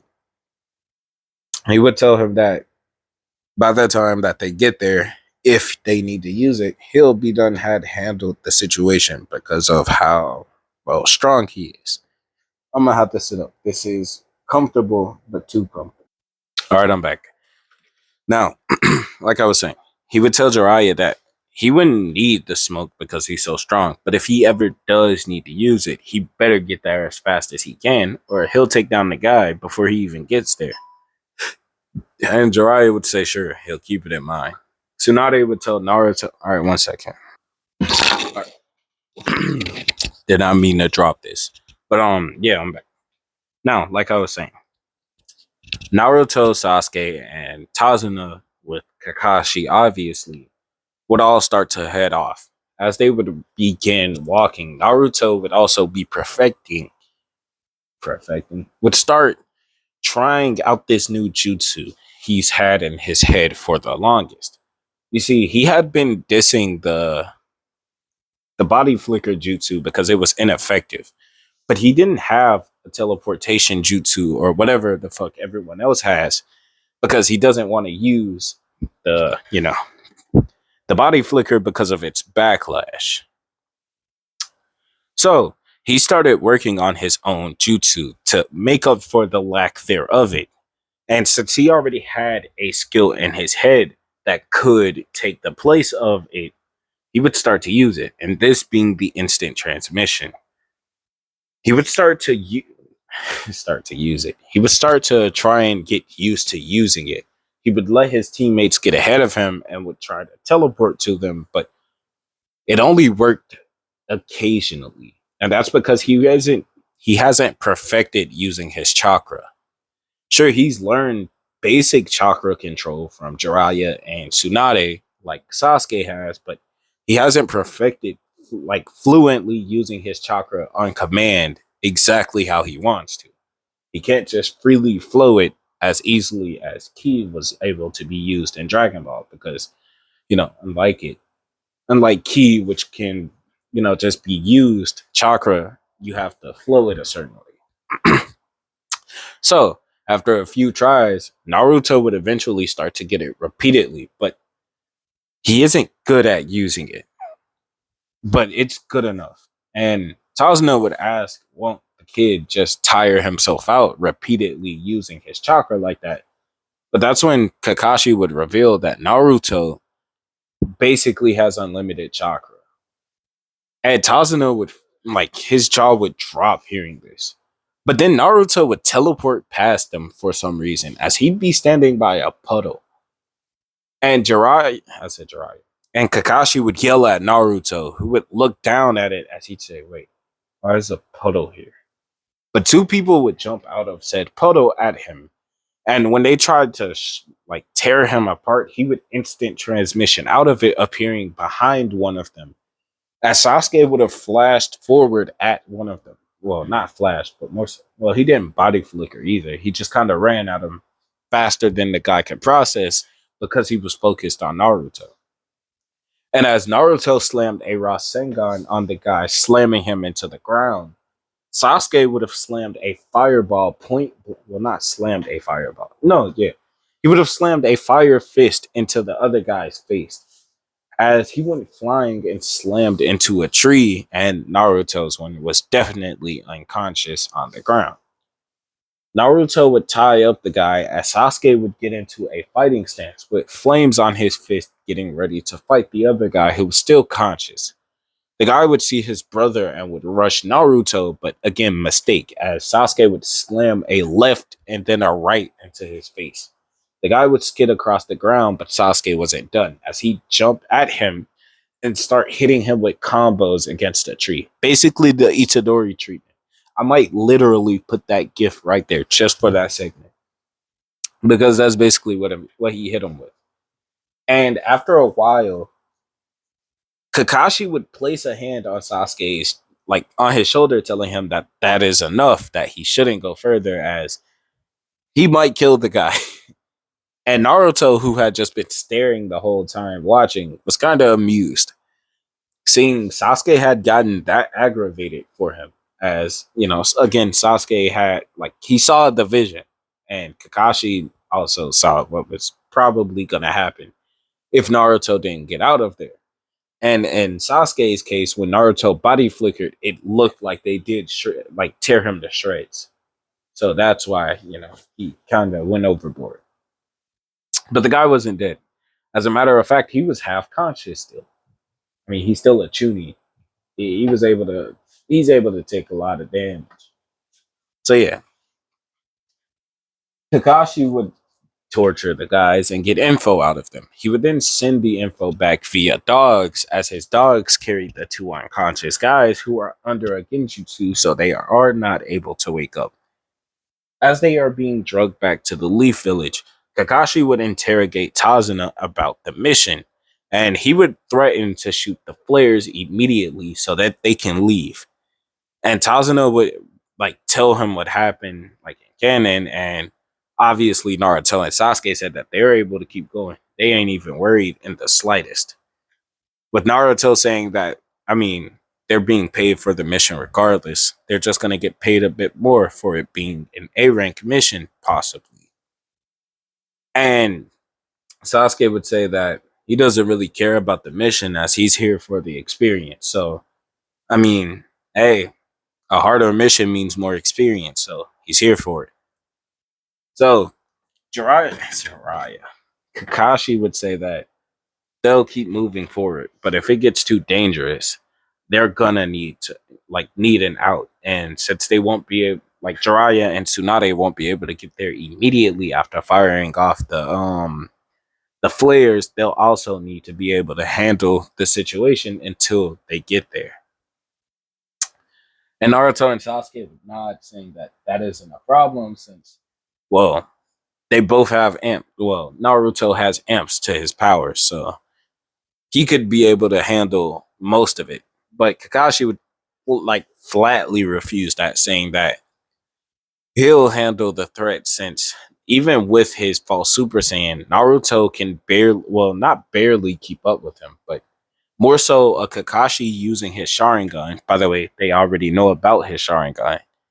A Kakashi who's using his Sharingan can easily keep up with Naruto only using his three Tomoe.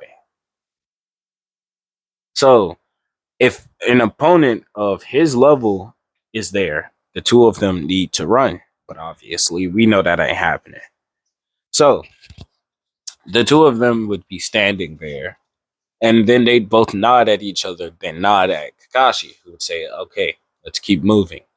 The four of them would continue walking as they'd head out of out of the forest into this clearing. As Tazuna was about to tell them that his house is to their left, a giant sword would come flying through.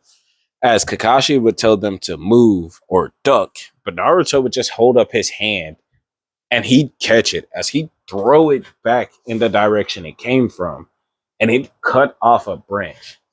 And as the sword fell and stabbed into the ground, a person would be standing on top of it. As he'd call Naruto a brat for just flinging his sword around. But Naruto would say that he's kind of a hypocrite because he threw it first. Like he threw his sword first, and that it's not fair for him to be called a brat if he's not also going to call himself a brat. So the two of them would just stare each other down. But that's when Kakashi would step forward, telling Naruto that this is not an opponent he can handle. As he would call Zabuza, well, he'd say that the opponent is Zabuza Momochi. As Zabuza would look at Kakashi and would say, Kakashi the copy ninja. You know. And let me try that again. Kakashi would tell Zabuza, well, ask him why he's here, and he'd say, "Well, it's obvious why I'm here. I'm here to get paid, and you."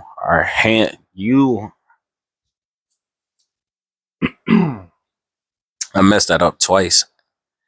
He would say, "I'm here to collect my bounty, and you just so happen to have him right behind you. So if you hand him over nice and quietly, I won't have to kill you as well. And then those two brats back there, they may live." But that's when Kakashi would lift his headband as he'd show his Sharingan. He would tell Sasuke and Naruto to take Tazuna to his house and that he'll return in a second. And Zabuza would ask him why he's so confident. But that's when Kakashi would appear next to him, this being via the body flicker, and he would slam a kick into Zabuza, who would block it, and he would use his feet to grab his sword. As he's flying backwards, he would like flip, and the sword would go to swing at Sasuke, swing up at Kakashi, who would body flicker away from that position. No, he would. Uh, should his body? I mean, he's not perfect at the body flicker, so he would. Yeah, he'd substitute out of the way, and the wooden log that he used to switch places with would be cut in half. The blade would be flying in the air as Abuza would land. He would catch his blade with one hand and would point it at Kakashi, telling him that he needs to try harder than that to beat him. And the two of them would get into a fight. The fight would happen basically the same as canon because, you know, obviously Kakashi was not taking him seriously. He was trying to keep him away from the kids who are leaving. Like Kakashi told them to go, and obviously they trust Kakashi. And so the two of them would have been taking Zabuza to his house. I said Zabuza. Taking Tazuna to his house. 1 second. That door is being played with. All right. I'm gonna go eat soon in a minute, so I'm gonna try to hurry up and finish this. So yeah.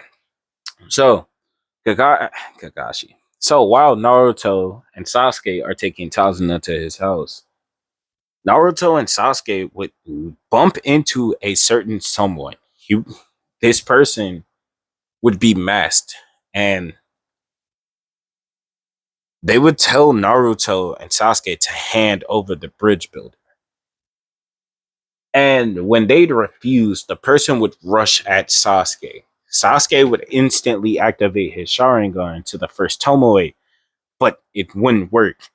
He could not see this person. And when he'd go up to two, again, he still couldn't see them.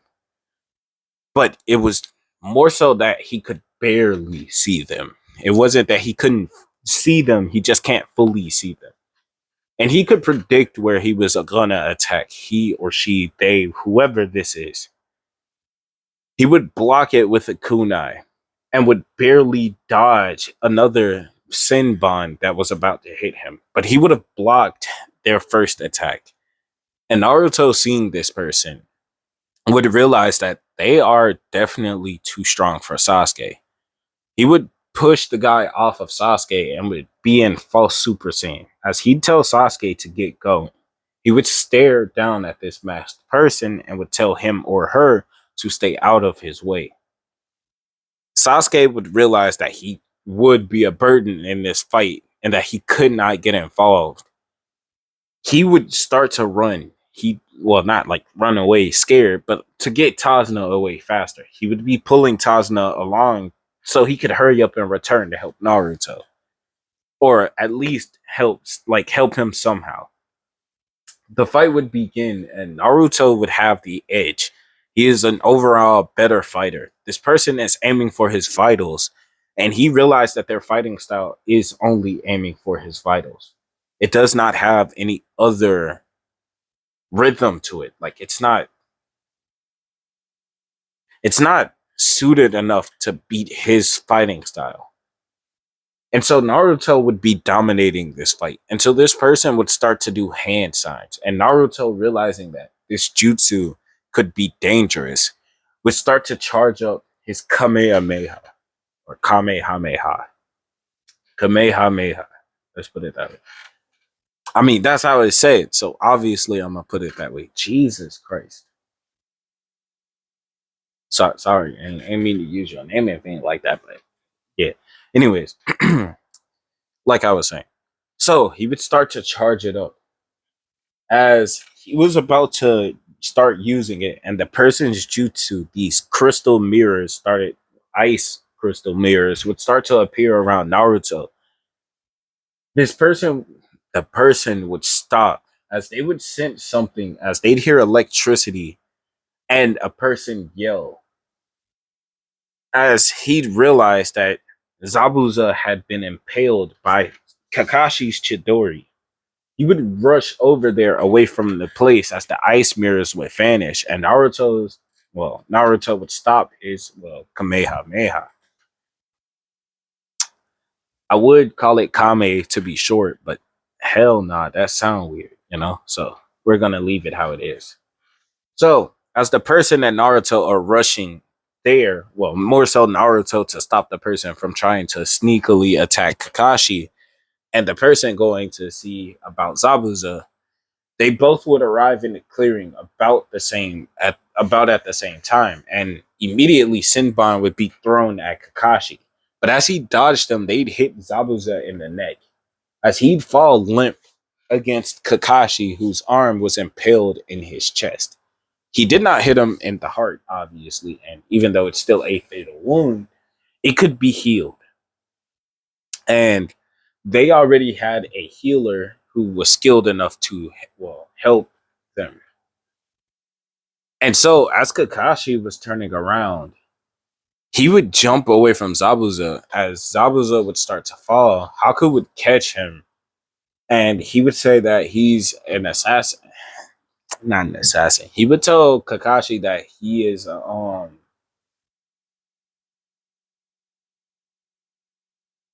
what? Shit, I don't know. He told him that he's a tracker name. Yeah, there it is. From the Hidden Mist village, and that he's been tracking after Zabuza. And he's glad that he's finally dead. He takes Zabuza and say that he's taking the body back to the village. He would vanish with Zabuza and his blade. But that's when Naruto would come to the clearing asking about the assassin that he was just fighting. Again, I know I said that they arrived about at the same second, but they didn't. I had to change this part. Well, that part to make this part fit better. Naruto would drop out of his false Super Saiyan state and would yell that he didn't make it in time to stop him, as Kakashi would be confused on what he meant until he felt a pain in his leg. He would look down to see a Senbon that he did not notice was in the back of his leg. Naruto would go and take the Senbon out, and he would start to heal his leg. Kakashi's leg would basically immediately heal, and Naruto would tell him to cover that eye up as it's leaking. It's making his chakra, it's leaking his chakra, so he's getting weaker. Yes, I just rephrased that 3 different times in the same sentence. Sorry. But yeah, the two of them would head to Tazuna's house, and as they'd arrive at Tazuna's house, they'd see Sasuke, who was about to rush back out, kind of calm down. He'd ask them, "Is they all right? Are they all right?" Even though they are fine. Besides Kakashi, who has blood on his shirt, but it isn't his. They'd say yeah, and they would both go get washed up, with Naruto telling Sasuke what happened when he left, and that him and the guy were about to start fighting, but then he started doing hand signs. So, well, they started fighting, and he was winning the hand-to-hand combat fight. So the guy started doing hand signs. He was about to use his move, but then they both sensed something. They heard a scream. Well, not a scream, but more so a yell. And well, Kakashi's Chidori. One sec. Sorry about that. No, no, no. Thank you, sir. Now, like I was saying, he would tell Sasuke that he was winning the hand-to-hand combat battle because he immediately figured out the guy's fighting style. And after that, go ahead, jump down. There you go. After he figured out the guy's fighting style, it was pretty easy to counter him. One second. Sorry about that. My cat was trying to open my door, so I had to go close it. But yeah, let's finish this up. One second. All right, I'm back. Now, like I was saying, he would be telling him after he figured out the guy's fighting style, it was pretty easy to beat him until he raised his hand to use hand signs. And then he did this weird hand sign. And he started making ice mirrors around me, so I started using my technique, like Kamehameha. Kamehameha. Yeah, I'm saying it like that forever from now on. Kamehameha. It just sounds so weird. The Kamehameha. We're keeping it that way. He'd say that he was about to use it, but then the guy and him both heard Kakashi's Chidori and a yell. They both ran, but because of the mirrors, he couldn't get out fast enough to chase after the guy. And so once the guy arrived, he wasn't there yet. And then the guy ran out into the clearing. And once he made it there, the guy was already gone, and Kakashi had a needle in his leg. Fortunately, it wasn't poison, it just hit him in the nerve of his leg. But with a quick heal, Kakashi was fine. And so the three of them would talk about the situation over dinner. Naruto would thank Tsunami, and that's when Inari would come in. He'd say his same shit from Canon. Naruto would say that he's not out looking to be a hero as he doesn't really care about the title. It sounds stupid to him. And the only thing he cares about is being strong because the strong get most of the things that they want. I mean, don't get me wrong, being a bad, strong person isn't something he wants to be, but being strong comes with a lot of perks.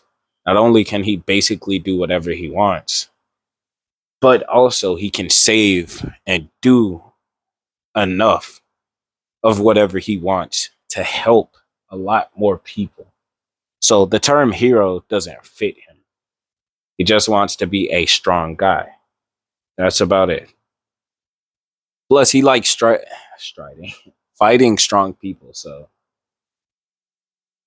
yeah, he can't really call himself a hero. I mean, he doesn't see himself as one, nor does he want to put on an act of a hero. Of an hero. Anyways, so yeah, after this, Inari would still run off. Naruto would say that he doesn't know why the kid ran away, as he doesn't believe he said anything wrong.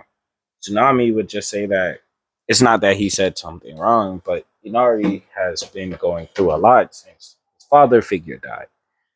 And Naruto would say that's fine. I mean, his parents also died, and he can likely, well, he doesn't understand the pain of losing a family since he was born without one, but he can understand how lonely it can be. But he still has his mother, her, and yet he's still acting like a spoiled brat. Even though technically he wasn't, to Naruto, it seems as so, since he didn't get this luxury, and to him, having a family yet complaining about a single person you lost is spoiled. Well, I wouldn't call it spoiled, but yeah. So after this, Naruto and his team, Naruto and Sasuke both would be training under Kakashi. Kakashi would be teaching Sasuke a few extra fire jutsu and not the Chidori. He wouldn't teach him that, not yet. But he would teach him a few extra fire jutsu that he knows because again, he knows over 1,000 jutsu. He has to at least have a few fire jutsu and whatnot under his belt. So yeah. So being that he does, he would teach Sasuke a few jutsu, and since he didn't have anything to teach Naruto, he would just tell Naruto to keep practicing his what he calls instant transmission. And Naruto would nod as he would keep practicing it. He would put chakra into a tree and he would start teleporting towards that chakra as he would get pretty good at it. And he would start to do it from further distances away to get good at doing it from a certain distance. And so his total, like the farthest he can teleport from now is about from the house to where, well, that's not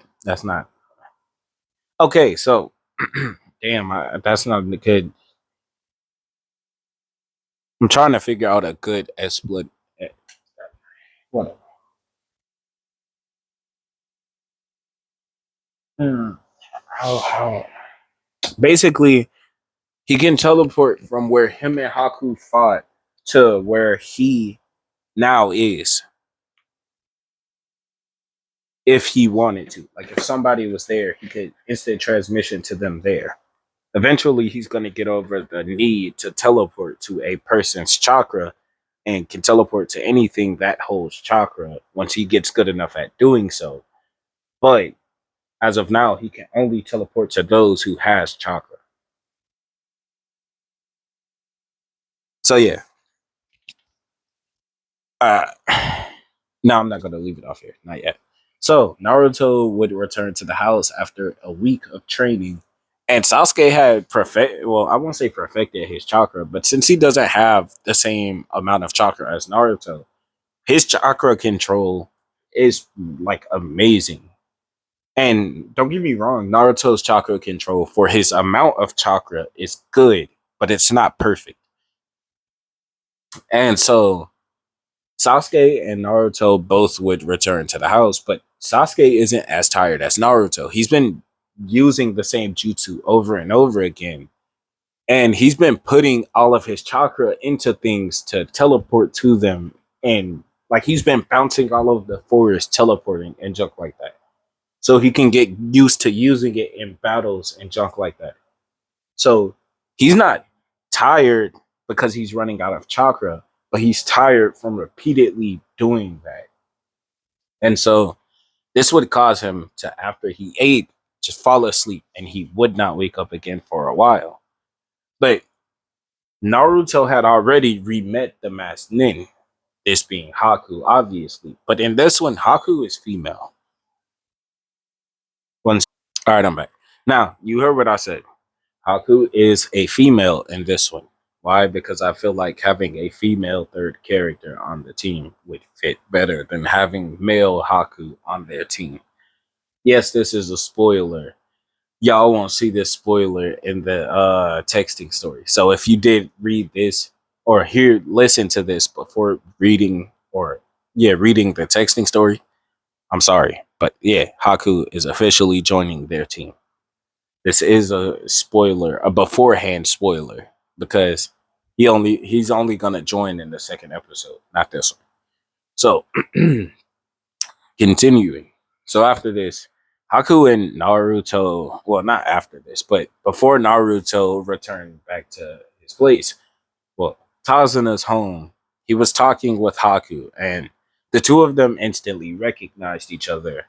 And Naruto would ask him, well, ask her why she's working with a guy like, well,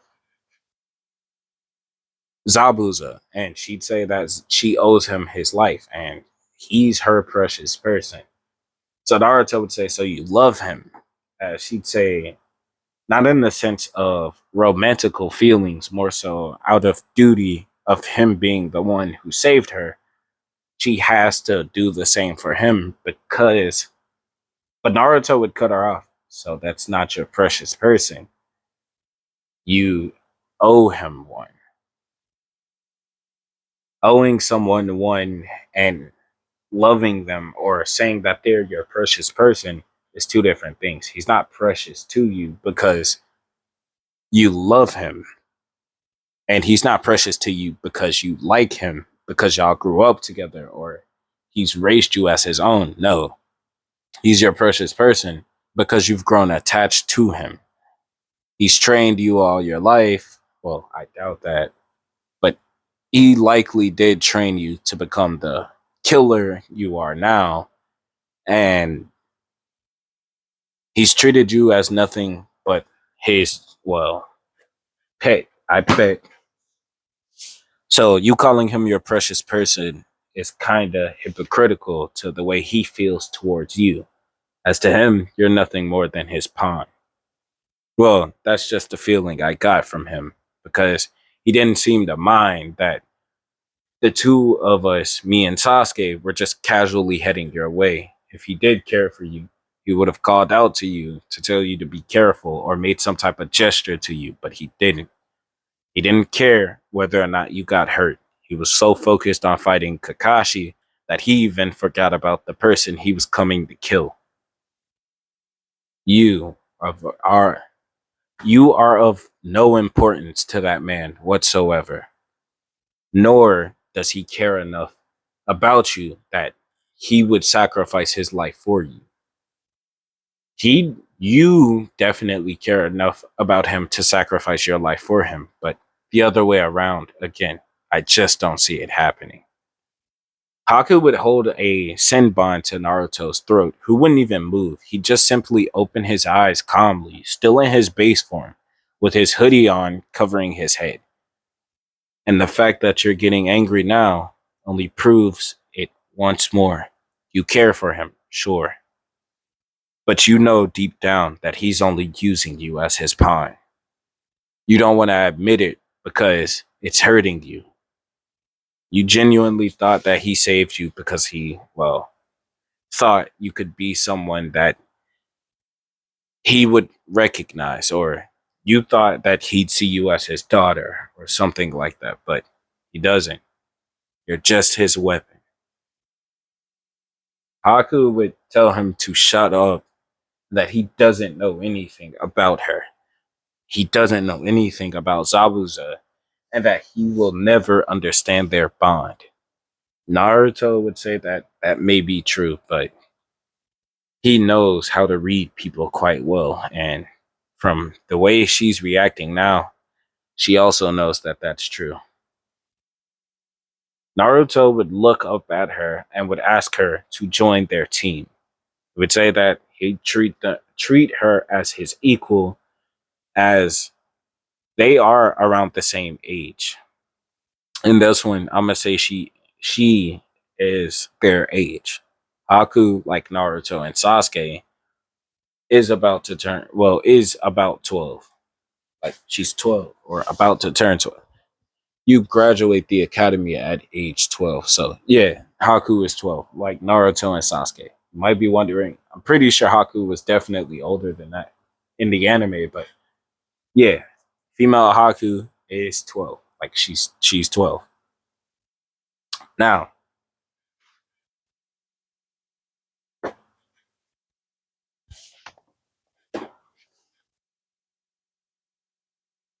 my bad.